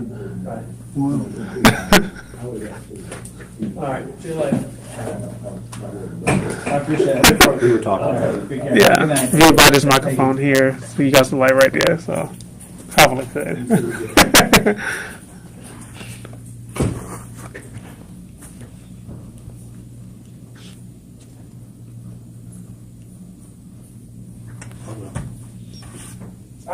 Bye bye.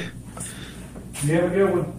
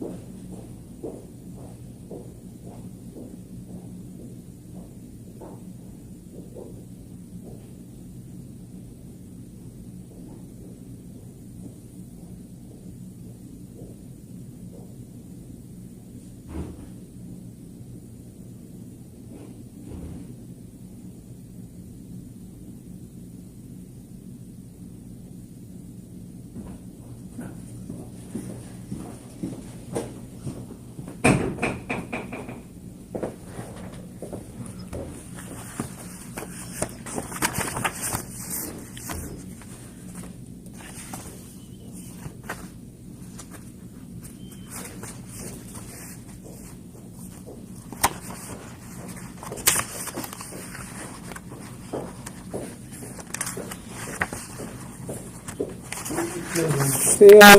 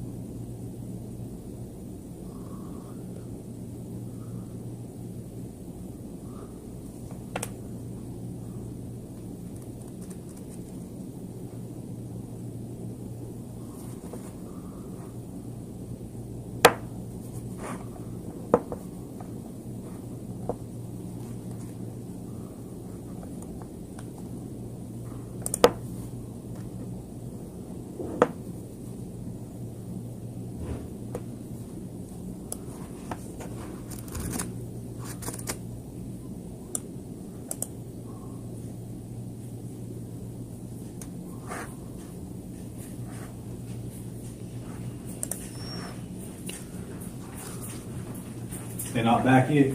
Mm-mm. I walk in, listen to what they're gonna say at the end of it.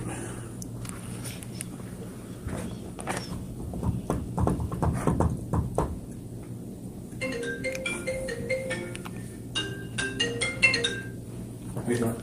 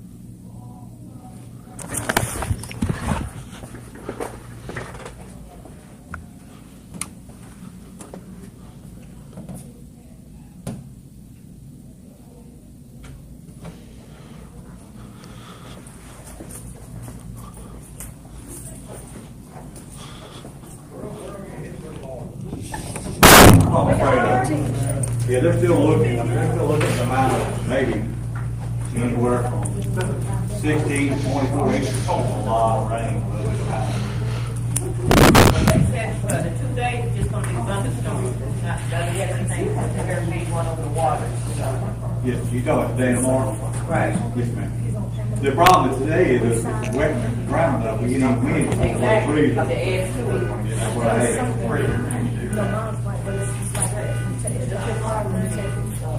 Wait, what, all them what do you do?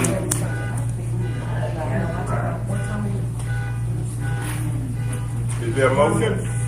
Motion to come back in, from closed session. Alderwoman Cooper, I'll second that motion. it has been moved and seconded that we return, that we come out of closed session. You heard the motion, ready for the question. All in favor, sign of aye. Last word, Mr. Christian, Alderman Christian. Glad there's such a big audience. Yeah. I'll just make it short. We're just inviting everybody about our 9/11 ceremony tomorrow at 10:30. We're at the Veterans Center, and I want to wish my sister Karen a happy birthday. Her birthday is the 27th of this month. 8:30. 8:30. Can I say something, Mr. Chris? Sure. Tomorrow afternoon, the Kiwanis are gonna have a membership meeting over in the gym around 1800 hours, and there'll be fish and other goodies to eat. Oh, this is So they selling plates? No, give away. They said tomorrow? Isn't that your anniversary celebration? You said tomorrow? Yeah. I won't be there. I'll be in Durham. My niece got professional mental of the year. So I'll be up there with her. Yes. Yeah, I'm trying to be on the announcements for church. Have we dismissed? Oh, no. Okay, so all of you got some last words. Yes. I don't mind yielding my time. Is there a motion? Alderwoman Cooper, I make the motion that we adjourn. Alderwoman Jackson. I second that motion. It's been moved and seconded, all in favor, sign of aye. Any opposed, sign of nay. Mr. Chris, not